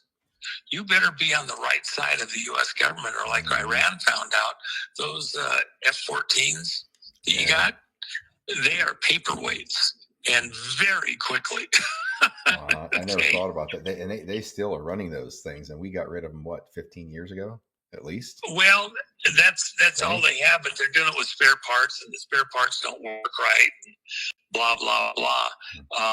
So, that's what Iran-Contra was about, was the Israelis were selling parts to Iran to service and maintain their 14s. And then in the course of doing that, the money from these spare parts, Israel was getting backfilled with replacement parts. These were the old used ones, tires, brakes, silly things. And so that Iran could still fly these aircraft. They still were struggling to keep anything moving. They weren't going to fight a war. They were going to do a demonstration flight. That was about all they could really pull off. And it was $40 million for the spares, which even then, you're not keeping much going very far on $40 million. And so the reason that I mention all of that is now Qatar and Saudi Arabia, they are tied to us with helping to service, maintain, those things need updates. They got every month, they got 100 new changes, updates, repairs, etc. They're tied at the hip to the U.S.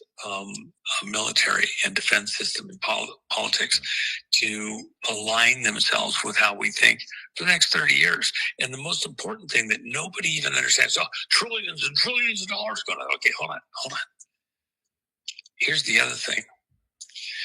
Saudi Arabia and Qatar were going all in on oil trades involving BRICS currency and not the dollar.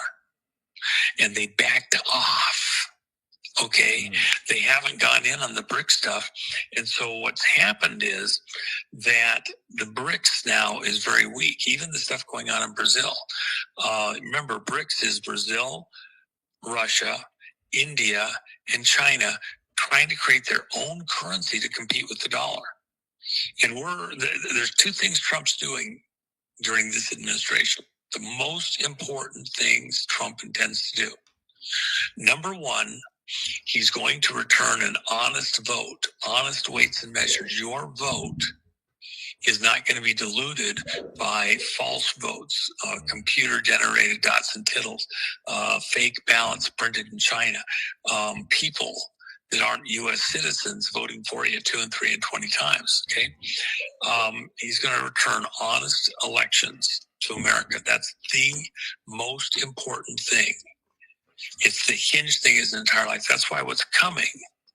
And I told people the date's not right for it, so it didn't make sense to me. The 17th, it's a little bit later.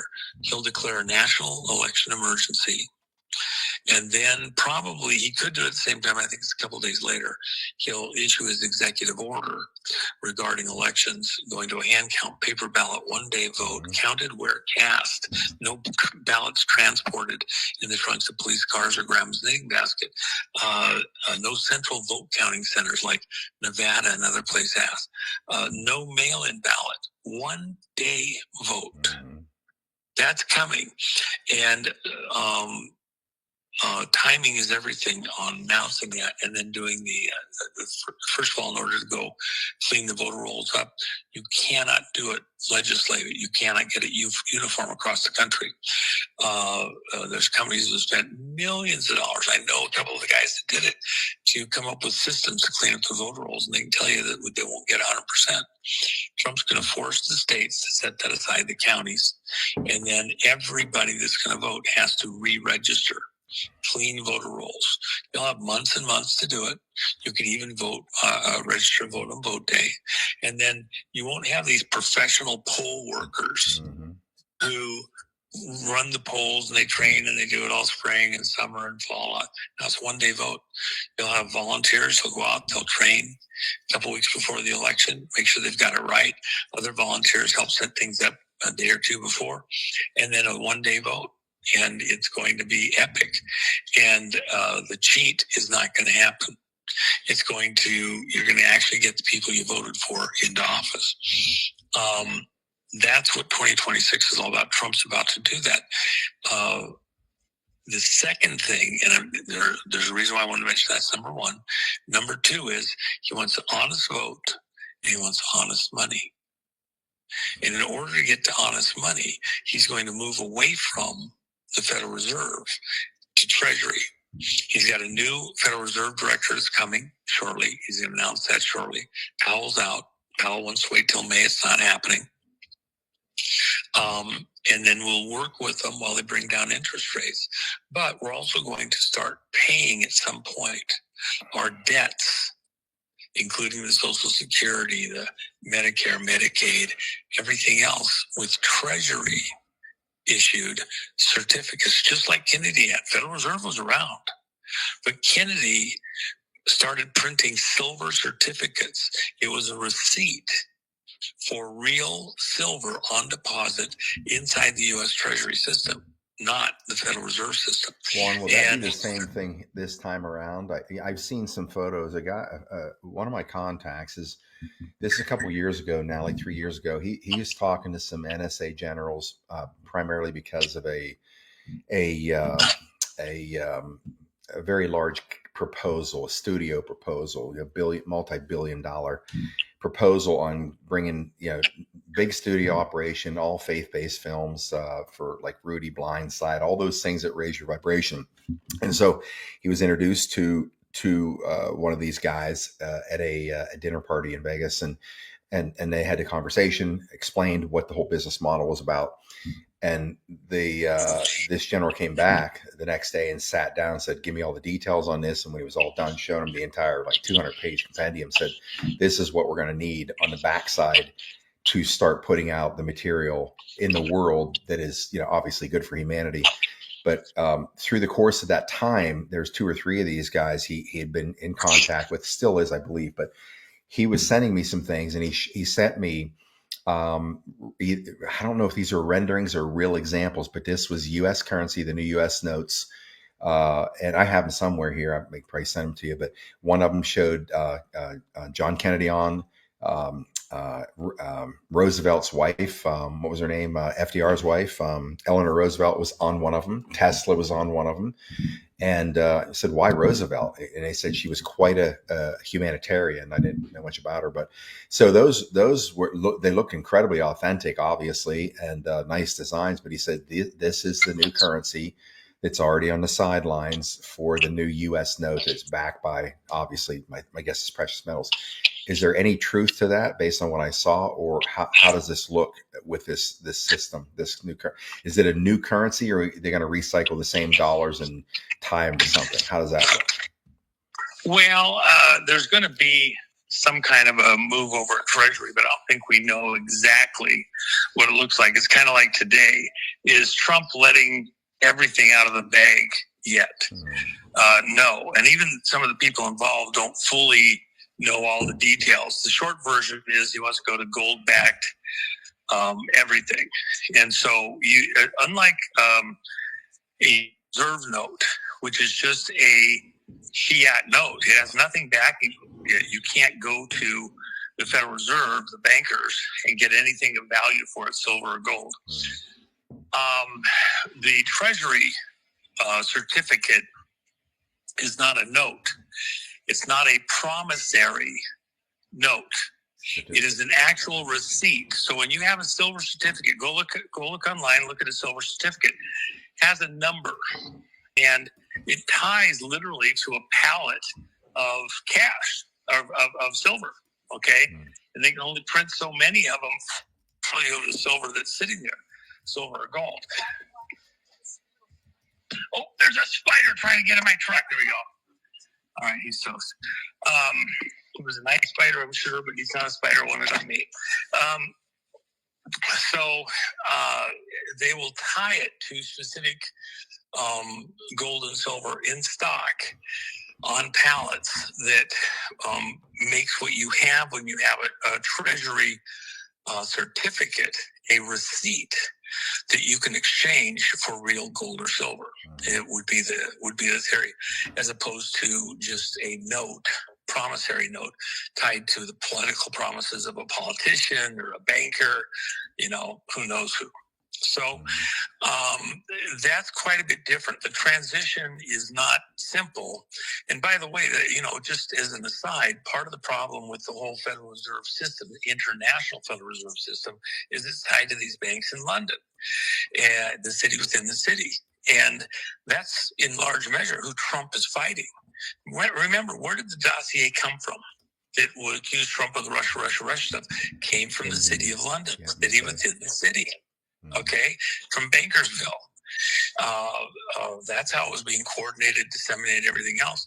These are people that have it all in for Trump, that want the war with Russia, trying to set this whole thing up, this globalista crowd. So is Trump going to actually promote and make them better? No, what he's going to do is he's going to force them to bring interest rates, same thing he did in the first term, bring interest rates down to next to nothing.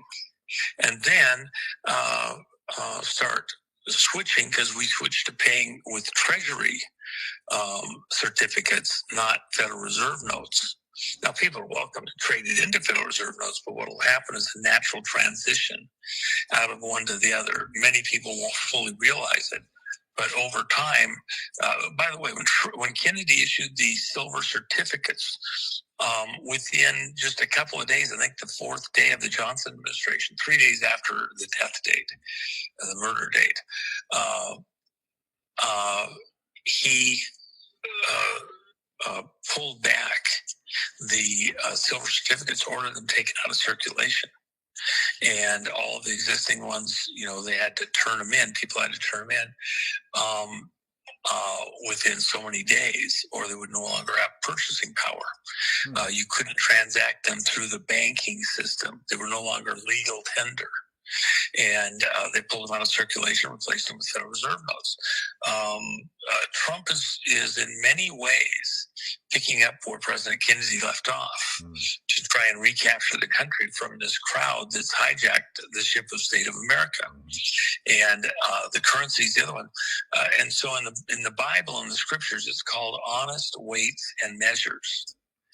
And God abhors dishonest weights and measures, something where somebody's drilled a little hole in it, they've lightened it up just slightly, they've overweighted it somehow to their advantage for buying or selling grain and other things. So it's a way of theft that's hidden. You can't quite see it. Fiat money with interest rates for what? They print paper for managing our money supply. It's not even our money supply. It's unconstitutional. The only thing that's constitutional for money, according to the United States Constitution, is gold and silver coin minted by the Treasury with exacting specifications and the various mints around the country. If anybody frauded on the weights and measures within the coinage, you could probably just about kill somebody and not get as severely punished. So it's a way of stealing that's hidden. But fiat money, Federal Reserve money, is a way of stealing with false interest rates and payments for, managing it. It's the biggest theft on the planet. We're going to go back to honest weights and measures. So two things. Honest vote. Your vote isn't diluted by fraudulent people who aren't U.S. citizens. And honest vote. And did we get that today? We got a report card. And so a lot of times, if you think about it, before you move on, you kind of have to do an assessment. Here's where we're at. Here's what we've got. We're doing great here. We're not doing so great there. Here's what's left to do. And then you can power on to the next thing. I think he just gave you a foundation where we're at. All the pundits can complain. He hasn't got this. He's lying. It's not true. He gave you a baseline. It's not as bad as some people are saying. And now we can move forward with you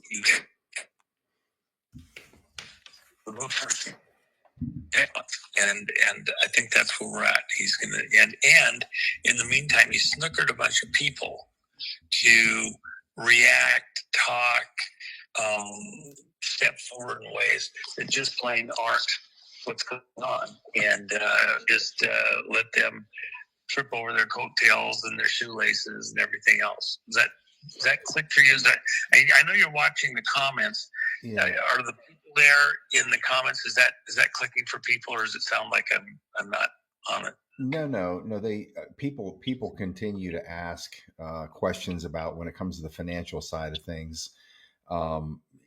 You got this cast of characters. Obviously, I just I grabbed a copy of Silver Notes, what they look like. I actually dropped it in your text too. People are asking, and again, and this is kind of an ancillary question, because there are things going on. My belief is, you get this cast of characters that are still out there. They're in play. You have Jamie Dimon, J.P. Morgan. You've got other people that obviously we don't believe are good guys working for the other side, part of the cabal powers, carrying out, their own mission with the rest of the World Economic Forum crowd. But and some of these people are still in place. Some are close to Trump. He's got relationships with them. I think that the general question is, are these people captured and working, let's just say working off their due, following along with whatever deal they may have cut to make this transition in the world seem natural? And you and I both know that it can't be cataclysmic change, because there'd be too much chaos in the world and social service breaking down, people going crazy. If it looks like a natural political transformation of the planet at a speed that people can absorb it, number one, and say, wow, the world's really changed in the last 3, 4, 5 years. We're heading in a different direction. How great is this? Versus something that is explosive and creates fear and panic. That makes sense to me, because I think that's what our back channel intelligence operators gave us years ago. But I do have to ask if you have any information like that. There's somebody like Jamie Dimon now working his part of the plan that he's forced to work to cut a deal for himself, and some of these other guys that surround Trump. Well, let me kind of comment. I want to answer that directly. But before I get there, let me just give you a little something that happened. I was dealing with a person who had retired from inside the intelligence community, who I knew for quite some time. And she, at the time, this is 4 years ago, and they retired. They're in a retirement community with their spouse and like that. So we were talking because we were supposed to meet in the Caribbean on something, and this person was going to be on a vacation there, and I wanted to get a chance to meet the spouse. And I had some technical questions on some money being moved in and out of a certain country, and this person was the right person to talk to. So she didn't end up being there, and I only had one day to meet with her, and so I didn't have a lot of room to, juggle or whatever. I get to the spouse. The spouse says, I got to tell you, I don't know what's going on, and she can't tell me what's going on. So I go meet with her at their home in a particular state a month or so later. And they tell me, yeah, Jamie Dimon, they had an issue on this particular thing, and the people there now didn't know how to handle this particular transaction and get it done. So they literally sent his personal jet to this island location, picked her up, brought her back to New York, took her like 2-3 hours to do it because there was a lot of very secure situation, very sensitive situation, a lot of money involved. And then she went back and, continued her vacation. It was the exact day that I couldn't. It was the only day that we could meet there. That was within an operation, not just the intelligence community in a generic sense, but national security issues.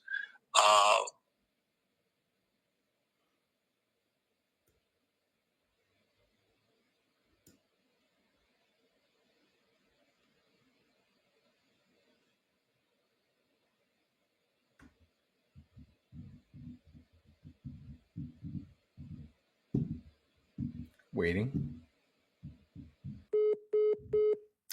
We lost him.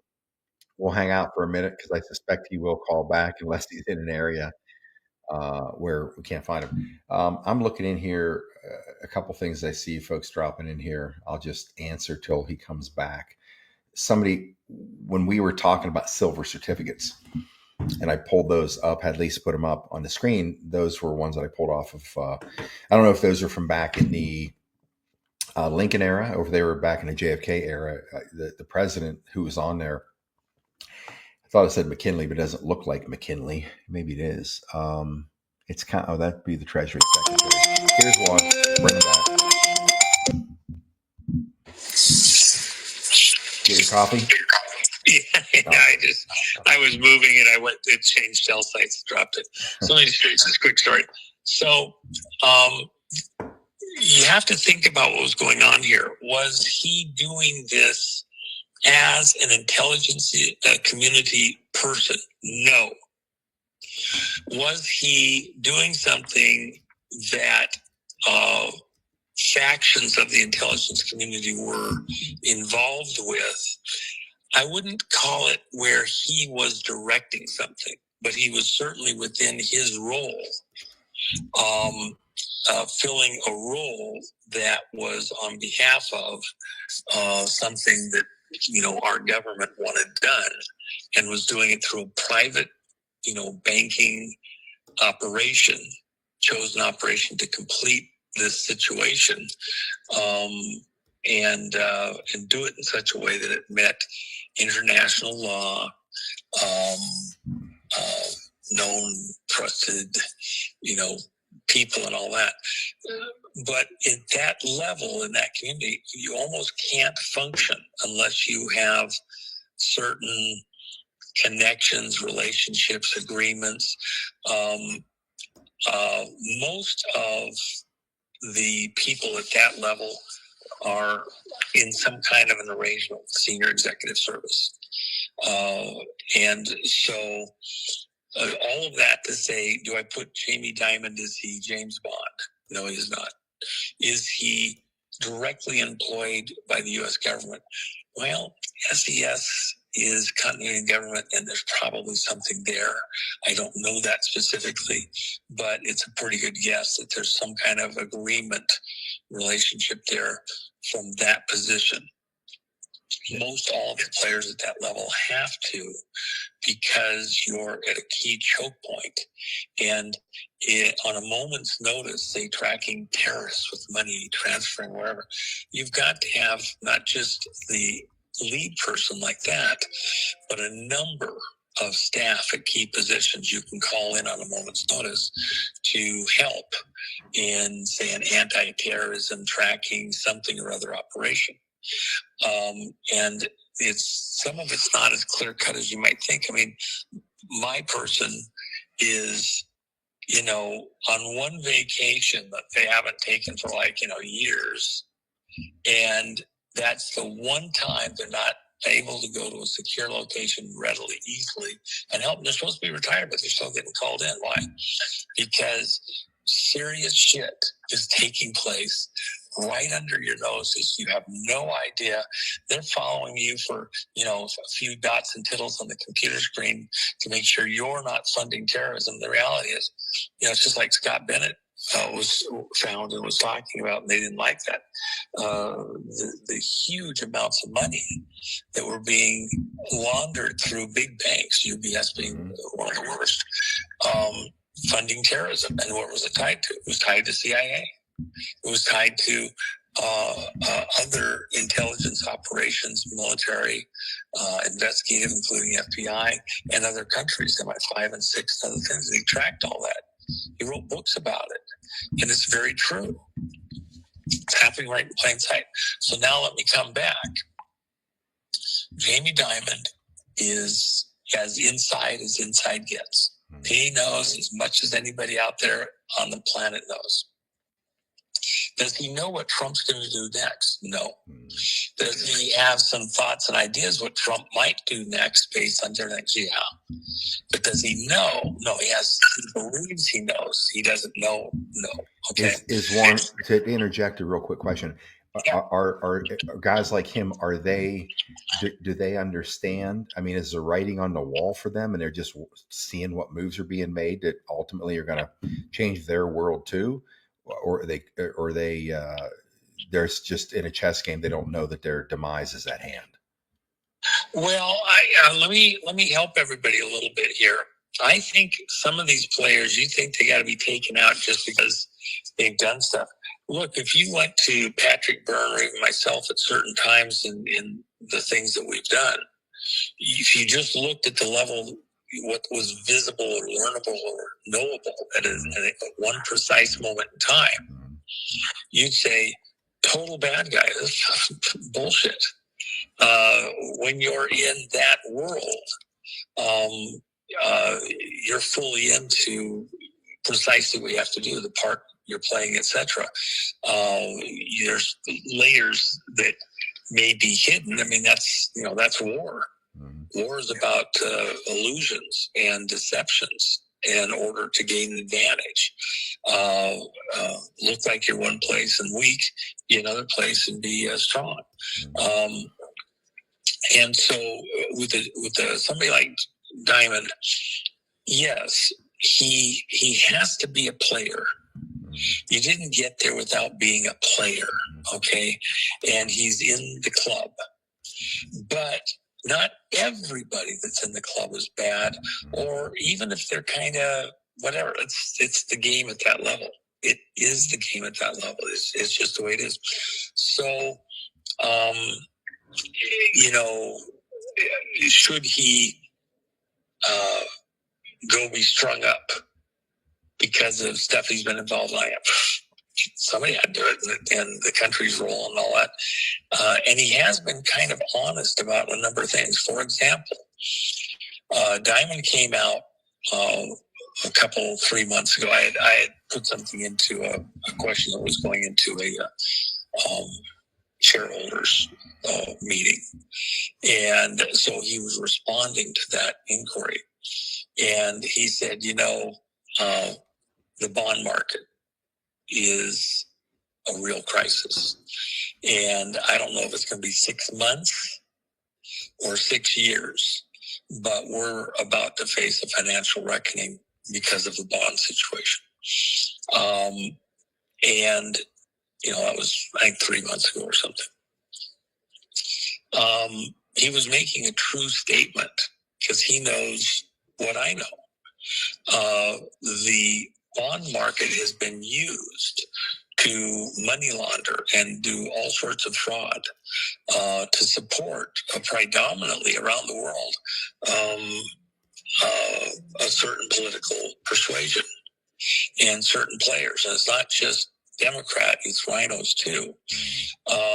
And this kind of racket involving law firms and all sorts of things. And the money's not truly there. It's part of the reason why you got to bring interest rates down.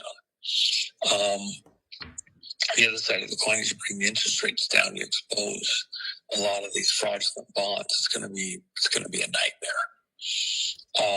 With that in mind, he spoke a true statement. Anybody investing needs to look at their bond exposure and run, not walk, to the nearest exit. And most people that have this, it's grandmas, it's people who need that money every month because it's insurance money to keep them alive or something. And that bond exposure, the crisis in the bond market, is going to be epic. Jamie spoke truth, and he warned anybody that wanted to listen. And you need to look at other things as options. I personally prefer, for the moment, not permanently, for the moment. Gold and silver are horrible investments. They neither spin nor toil. Silver's better than gold because it has industrial applications, so you consume it and you constantly have to backfill because there's less and less because it's getting used up industrially. And so there's demand for it beyond just, as fodder for trading. There's a little bit of that with gold, but nowhere near the same type of demand. And there's other things that go with silver. It's kind of the common man's gold, if you will. That was the way it was referred to 150 years ago. And as long as you have known weights and measures, government issued, then you have predictability, stability. Even look at the cryptos. I warned people a number of times. You have to understand these cryptos, they're just based on air. Which is safer, fiat paper, which the Federal Reserve puts out, or fiat dots and tittles on a computer screen, electrons? I'd say fiat paper right now. Yeah, because at least it costs money to print the paper. You have to have paper available to print the replacement stuff. You're limited by the amount of paper available to you at some level. Yeah, it's so. Does that mean it's the end of Bitcoin? Is it the end of the cryptos? No, they're going to pursue that, but you're going to tie even Bitcoin on threads to metals, gold with Bitcoin primarily, and silver over into the Ethereum side, and some Bitcoin like that.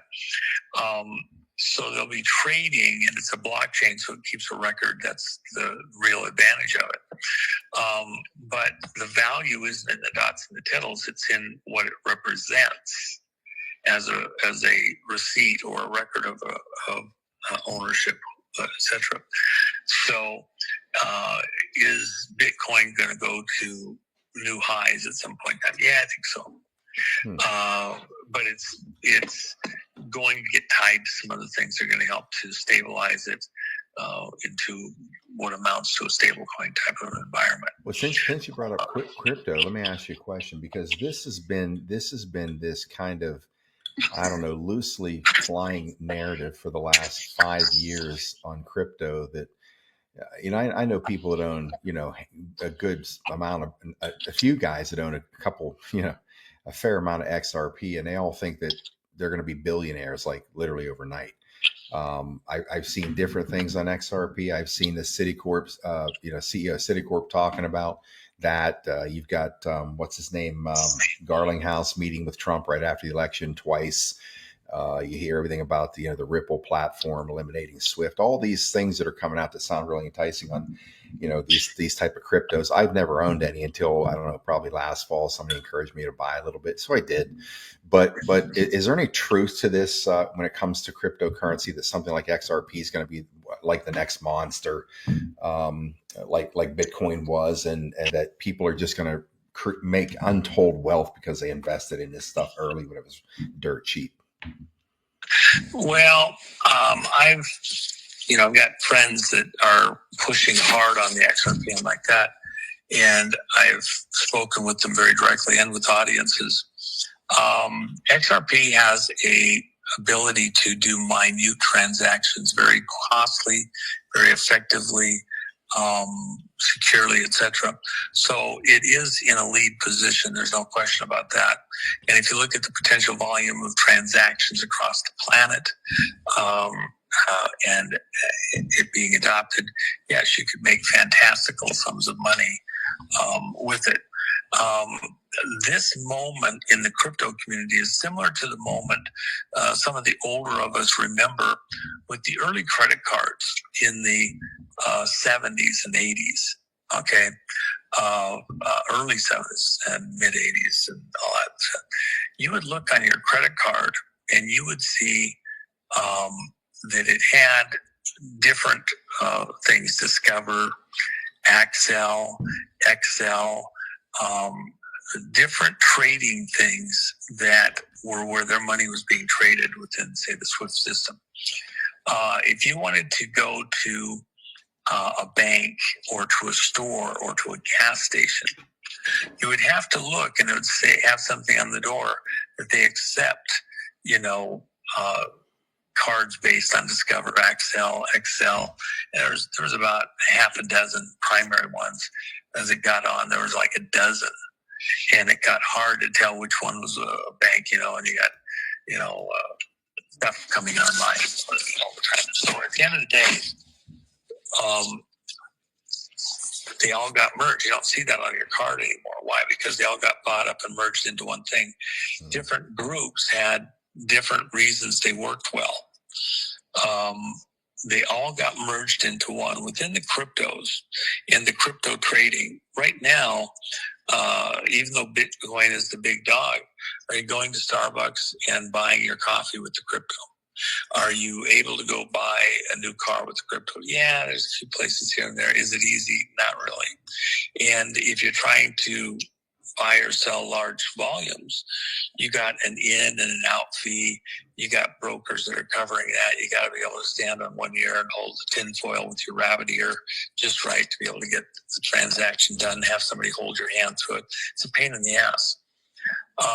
As that moves along and gets more refined, which is what they believe will happen with the XRP and with some of the bigger trading stuff, the big stock market trading groups like that it will become more normalized and move from a very out of the edge thing to common. I remember, I'm far enough back to remember into the 60s when credit cards were not, they weren't there.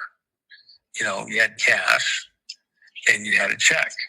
And if you went to the store, you went to the grocery store, you went to a big, box store or whatever, you paid with a check, they paid with cash. And if it was a big check, they'd call and verify it.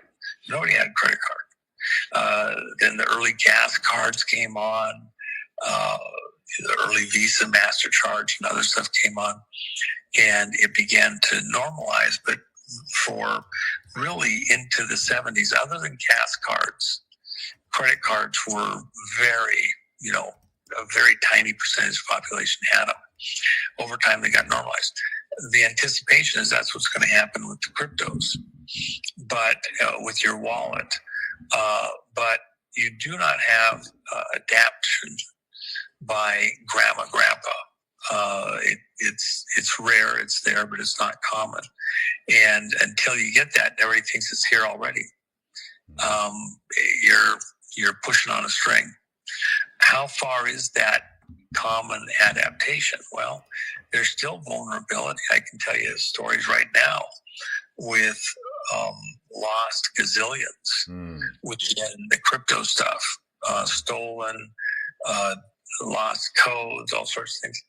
It's still, the adaptation level is going to stay low for a while until it becomes tied in the right way to make it easier for transactions and safer from transactions. And I know I could go to a crypto conference right now. Everybody there has all the reasons why I'm wrong. But for example, let me come back.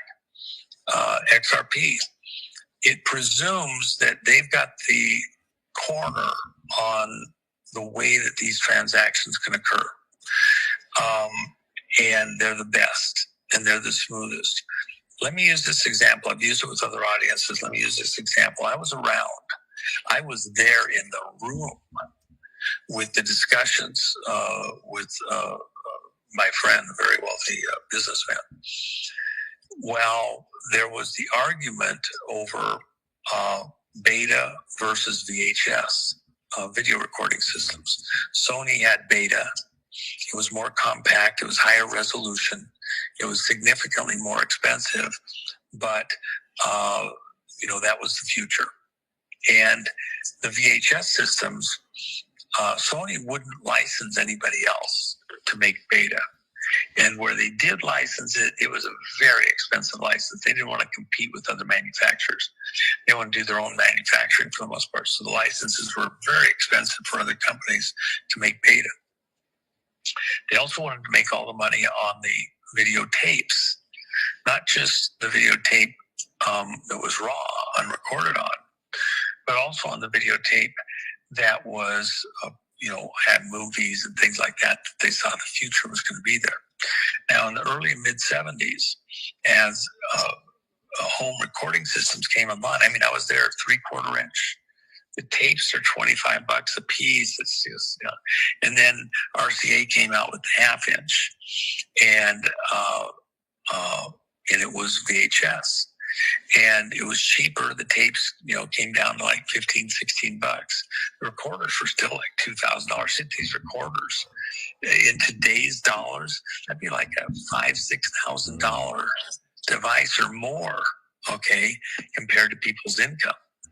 At the time that these recorders were $29.99, and then they brought them down to $19.99. $1,999. I could go to the Ford dealership and buy a 3-year-old T-Bird for the same money. And it was a good car. It didn't have huge miles on it, because I actually did. What year was that one? Roughly? I got a I got a 67 or 8 T-Bird with the suicide doors, had a 429 in it.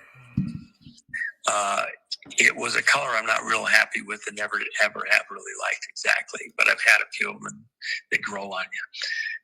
And it was a green. I wanted a turquoise, but it happened. This was for sale and the price was right. That's that green one, turquoise. It's that green metallic. Oh my gosh! But I had to tell you the story. My dad, the General, the cars that he bought always had the craziest colors. I remember a Comet that he bought was probably in the 60s, and it was a deep purple, like a grape purple.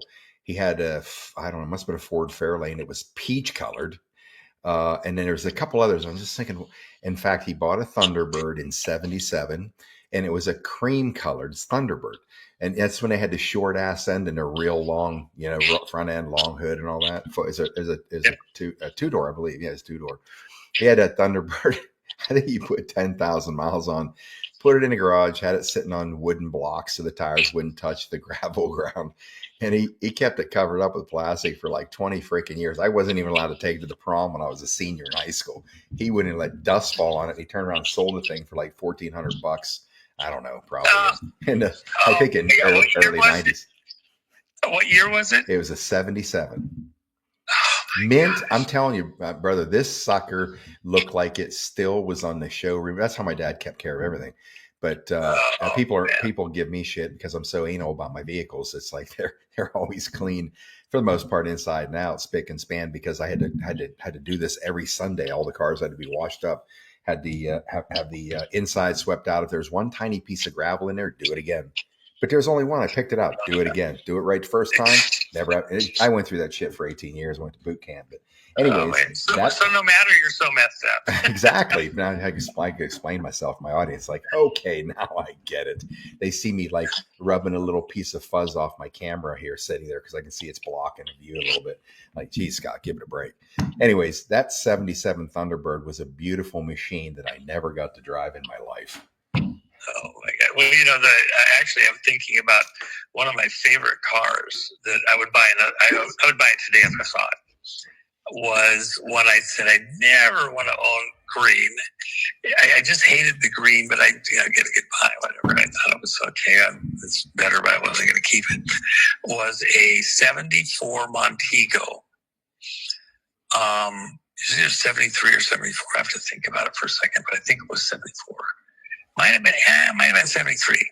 So it was kind of what I called a seafoam green, and it had a dark green vinyl top. And then it was another thing. I hated four doors, but that particular car, the back door was kind of hidden in the way that the body lines were. And so it was a four-door Montego. And then it had absolutely the most beautiful cloth interior in it that was better than you'd find even in some of the upline cars like the Lincolns like that. It looked like a caddy that I had that had this kind of a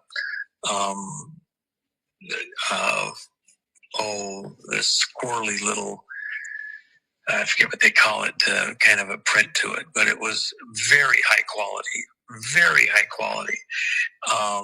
with a bench seat that had the fold down in the middle. Such a fun, comfortable car, and had a 351 in it. I drove the tires off that car, and the color grew on me. And if I saw one today, I'd buy it in a heartbeat. I mean, if it was in good shape, I don't want to buy a junk. It'd be hard to find because it's not a super hyper collector. I just have lots of fun memories with it. And then the other thing, before we go back to the story in the VHS and beta, you were talking about the colors on these cars. I had a orange, burnt orange 57 Volkswagen with a Porsche engine in it that was 13 seconds in the quarter mile, bias tires in the back, radials on the front. The thing would do 125 miles an hour.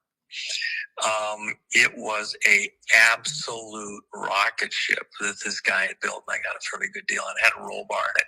You couldn't even see the roll bar because it had a split window, so the center of the roll bar in the back came down on the split window, and you had to look at it twice to see it was in there. And it had the glass covers for the headlights for these to keep rocks out for like a Baja race or something like that. I just thought it was the coolest looking car in the world. I remember getting that. It had Porsche. Actually, weren't Porsche. They were a racing seat that was being used by Porsche in some of the cars for the guys who were doing it. So it was a high-end molded racing seat, a pair of racing seats in it that didn't fold forward. It was so no back seat. The thing. It was an epic car. It was burnt orange. And at the same time, I had two Ford Sunliners, a 55 and a 56. Well, at the time, Ford had this orange that was kind of a little bit almost of a pumpkin orange, but it wasn't super harsh bright. It was kind of a soft tone. And then the other one, the 55, was this closer to a pinkish, but in those days, real intensity in the color was very expensive. To get a real red was very hard. They charged extra for it, and same thing with copper, because the pigments were so expensive. So I remember I was so proud of my 56. It was such a cool car. It was, epic and convertible and everything like that. And I had it at a location, and I was coming out somewhere, a store or something like that, and I saw a gal that I knew from school. And as I'm walking back to my car, she says to her friend that's with her, "Oh, that is Titty Pink." What? Titty Pink? I was so my face was so red, you have no idea. And I was afraid to take it out of the garage after that. Okay, it wasn't pink; it was salmon orange kind of a color. Okay, and so then I actually had my other car out. I actually didn't want to drive the car for a little bit because I was embarrassed. And I'm driving the other one that's got this kind of a pinkish tone to it. That's this soft color. And white, and doggone if I'm not somewhere, and she pulls in the gas station where I'm at, and she's got some friends with them, and says, "That's a different color of Titty Pink." I'm like, what can I do? I didn't want to sell the cars, but I didn't. I actually sold one, but not the other later. But those colors, to this day, I go to a car show and I see those Fords in those colors, and I'm like, oh my gosh, I don't want to hurt somebody's feelings. That's why I buy blue, green. I don't want to say, well, it's alien green. Titty green or something, but anyway. I found out. Rihanna might say something that then she's not happy. We can witch her somebody to show up. But anyway, so going back to the VHS, and I've got to flip to here momentarily. So let me just finish this one thought. Beta was a higher quality system that Sony had. The recorders were smaller, the tapes were smaller, they were more expensive, but they purported to be the future of video recording. And they didn't want to give it away to anybody. They were so proud of it, they didn't want anybody else manufacturing this Sony product with Sony TVs, highest everything. But shoot, most people just want to spend that money. And VHS was lower resolution. The tapes were a little bit bigger, but the tapes were half the price of Sony's tapes.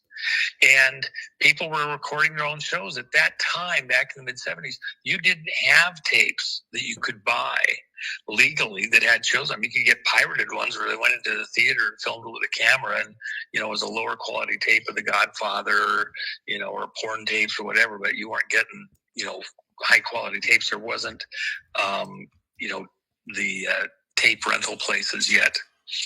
And Sony lost the video recorder war. And here's why. At that time, the TVs were only receiving a broadcast signal that was about 250 lines per inch. Sony was recording on their recorders at, just under 500. Very high quality, but you weren't even getting that from the broadcasters, and that wasn't going to change. That didn't change till we went to digital 15, 20 years ago on the broadcast. That was still analog days all the way up until 15, 20 years ago. Sony was selling a higher quality recorder, but the TVs didn't have high definition yet. We're going to be having it in a few years. They're selling you a product 5 years ahead of its time. But when it gets here, you'll still have your people. The prices on recorders kept dropping and dropping. My buddy said, I'm going to bring the price of video recorders under $500. That's when they were $3,000. You watch. And he put the focus on VHS because Sony wouldn't license other manufacturers. He helped to get dozens. The technology for VHS was developed by JVC. And then they sold it to RCA, licensed RCA to do it. JVC made so much money on tiny profits but everybody building them. And so Sony wasn't competing with JVC. Sony wasn't competing with RCA. Sony wasn't competing with Magnavox. See if anybody remembers that name anymore. Okay. All of the manufacturers were making VHS because it required less expensive components inside also, because it didn't have to have a high resolution. Nobody was getting it. You couldn't tell the difference on your recorder or TV anyway for the most part. Sony was overselling and they were way ahead on their time. People didn't have matching components. The broadcast system was there. They were selling the future, but the future wasn't here and I couldn't afford to pay for it. Nobody could afford to pay for it. They weren't selling as much. So then I come back to what happened. By the time that the TVs reached a level that was what Sony was capable of actually working with the beta system, we went to discs. Yeah, that's right. Okay, we went to other systems, and then simultaneously we were doing all sorts of cartridges and other things that people want to do. The beta system, what they did is they got it mandated in Europe and tied to a lot of their systems to where, you could really only sell the beta systems. They paid off a bunch of politicians is what really happened. And now they were competitive with VHS because of all the ways that they, did their trade stuff into Europe. Paid off literally a bunch of politicians. To be able to buy into the market and force other people to have to overpay. VHS became the winner hands down 1,000 times over. It's what all the tapes were. The rental shops, they weren't renting beta tapes.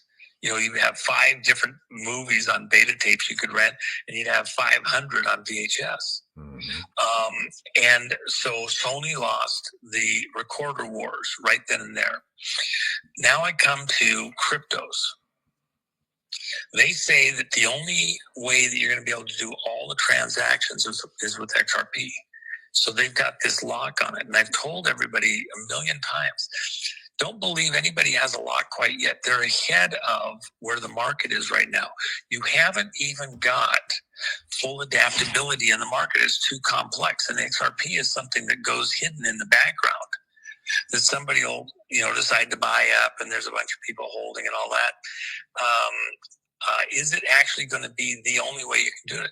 Well, you're forgetting that we're in a epic era where computing processes and capabilities are morphing and are not settled. And now Trump's coming in, and with the tariffs, we're going to come in and come up with whole different ways that anybody has really quite thought of in the way we're doing some of this computing and new chips.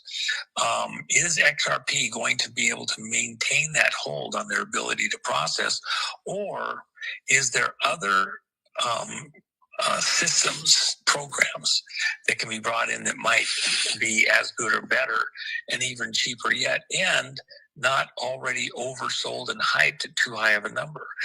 We don't know. We do not know, but we're not quite there yet. So there's always the possibility.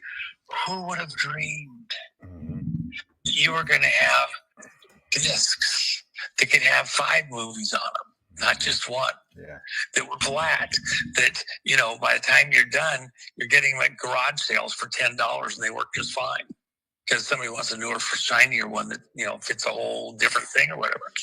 I'm hesitant to go too deep.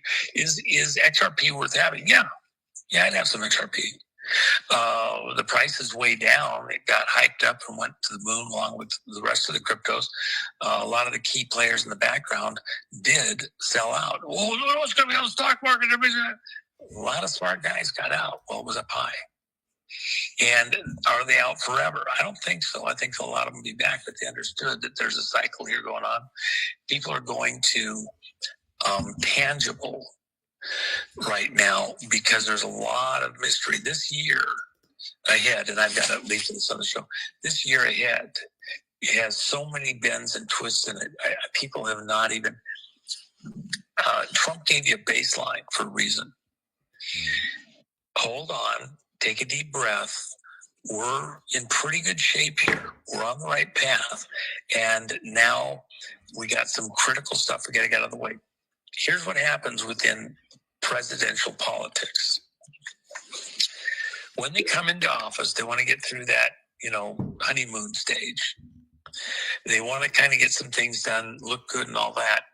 But if there's pain that you're going to do, not just for yourself, but for the party and for your legacy, you get that pain dealt with early on. We're still early on. 2026 is going to have a lot of wash through that we've got to clean out. Infection, rot, moldy brain, all sorts of things. And getting that out of our political body, our corporate body, our national body, is not going to be comfortable. Whether you're talking the way we run elections, the way that our money is. And part of it is throwing the stones at the people who got us here, which is with these elections coming up in 2026 and putting it on the backs of the Democrats and like that, is where Trump's at. And he can be a very vengeful person. And, he's a New Yorker. That's the way he thinks. Get over it. You wouldn't be here. We wouldn't be here if you didn't have that attitude. Take no prisoners. It's a war. He's going to get a lot of that washed through all during this year and coming up in 2026. Why is that? So we have enough time to fully recover with the right people in office coming into 2027, so that 2028, by the time we get into that window, we're in a John Kennedy-esque era. We're seeing the future again. We're seeing space. We're seeing new horizons. We're seeing new technology. We're seeing things that are washed and clean and shiny and bright, with future and a hope for the country. He has to get this pain out of the way. We might have thought we had a tough year so far this year. I think on many levels, the real pain and toughest part is the next 7-8 months. And I think there's still an announcement coming here at the 21st, 22nd. That's why I said, today, 12/17, I get that. It's not working for me. This isn't it. And it's definitely not the election announcement like that. Why the 21st, 22nd? That's the winter solstice. It's also dark to light. And what he wants is all this next, many months, is to bring to light all the corruption, all the cheating, all the fraud, all of the illegality, all the players. And the first ones marched off to Gitmo. So that's the moment we're in, Scott. Since you brought that up, I think one of the key components of all of this is freeing us from this dragnet they cast over the whole country, is the election stuff.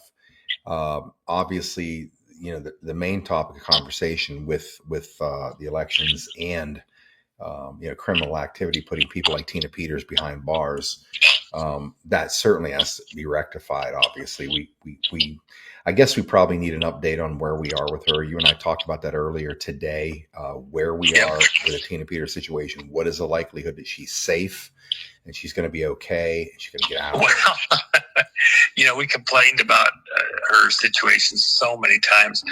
She was in a lot of pain like that. They give them a concrete bed, and then they give you a 2-inch mattress, 2-inch thick mattress that's beat down from all these years, and complain. She's 70 years old. You get older, your skin is thinner. You get cold easier like that. She's literally freezing to death, coughing up her lung. She has been falling, cascading away, having some health issues like that. When we complained and made a huge stink, finally, as they were really getting a lot of scrutiny on them here, especially with the second time they threw in the hole into solitary at this one facility at La Vista, with all of the stuff, and now we have federal investigations of how the prisons run there, Trump announced that last week. They went in the closet, dug down deep, and finally found a 4-inch thick mattress and gave Tina the 4-inch thick instead of the 2-inch thick. She actually has a microwave in her room, which is like, you gotta be like John Gotti, to be able to get a microwave in your room. She has that so she can warm something up, have a warm cup of tea or something like that. For her protection, she's still in the hole in solitary for her protection. Now they've assigned 4 prison dogs, guards. They're like the Doberman, the German Shepherd, the Pit Bull, and they've got these 4 guards assigned to her. She walks anywhere, she's on all 4 sides. They're like guarding her, okay, and she's got a microwave. So all the other prisoners like, what in the world's going on? You think they're guarding her from the other prisoners? I don't think that's the case at all. They're guarding her because they know Trump's coming. And he's going to have big guys. 101st will freaking back up U.S. Marshals, okay? Can you imagine that, bro? The 101st coming in. Helicopters. Boom, boom, boom. I see playing Valkyrie off the micro or the speakers. I kind of actually would rather see what's the one they play on Apocalypse Now coming in when that's is that it? Flight of the Valkyrie. Yeah, oh my that's gosh, right. That's right. I forget the name of it. Oh my gosh, that's so. What they would play? No. You know what they play? What? Nessun Dorma. Trump's favorite song, right? With Pavarotti. Nobody else sings it like Pavarotti. I mean, I've heard some just amazing renditions, but you get right down to. I had a stereo at my farm that. It was fortunate the next farmhouse is like half a mile away, right? I'd crank that sucker, and I would listen to stuff like that. I just loved it. You can crank music if it's crystal clear. If it's got the littlest bit of static or overdriven on a speaker or whatever, it's no fun. But when it's crystal clear, man, I'm telling you, I just love to crank it. 2001: A Space Odyssey, all sorts of things like that. But anyway, Tina, we have to pray through. If we don't see Tina out, pretty doggone quick, I think we have to go back to calling the White House. White House responded to the calls. The calls were all trending for almost a month. Tina, I think it's pretty close at this point, and there's a bunch of reasons why, and I think it's going to be tied to what Trump's doing with the national election emergency. To go in there and just take control of the situation.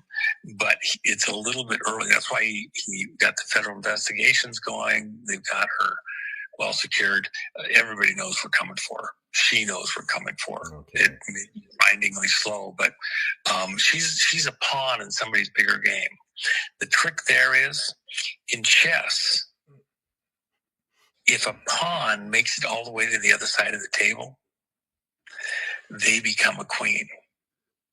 And Tina's almost to the other side of the board.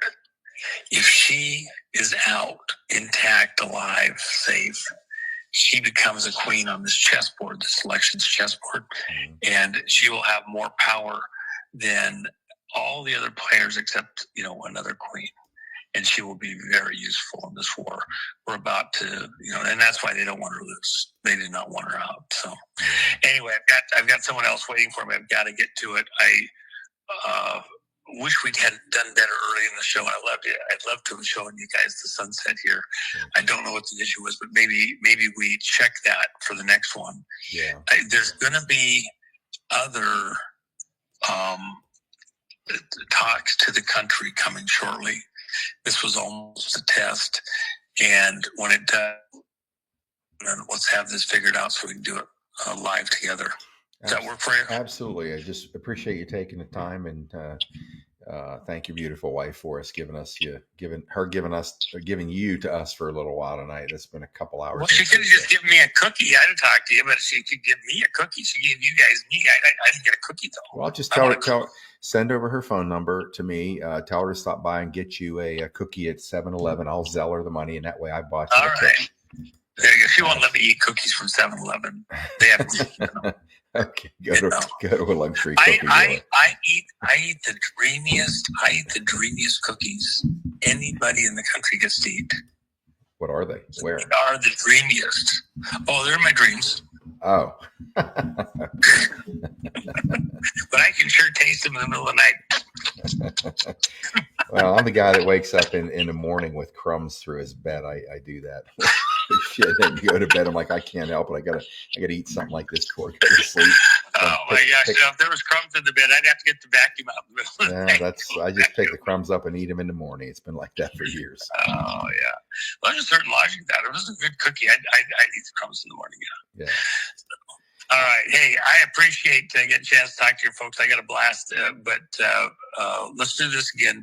There's going to be something else coming very shortly. Let's talk in that time frame and get this right on the recorder. All right. I'll hunt you down. Travel safe out there, brother. And stay alert. Much love to you from the audience over here, Patriot Street Fighter. All right. Thanks, Scott. Thanks, everybody. Okay, they're happy you were here. Much love to you. All right, ladies and gentlemen, you get Tomahawk jumping in as usual. Isn't it effed up how he knows? I haven't hung up the phone yet. Haven't even said, Patriot Street Fighter out, but he always knows. Look at him. I want camera time. At the very end, he always knows it's time. It's my turn. Before he hangs up or shuts off that camera, I'm getting in. You see people over there? Say hi. Say hello. Look over here. Say hi. Look. Say hi, everybody. All right. Anyways. All right, little man.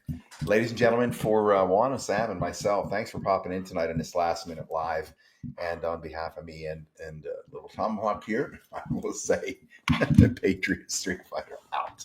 Have a good night, folks.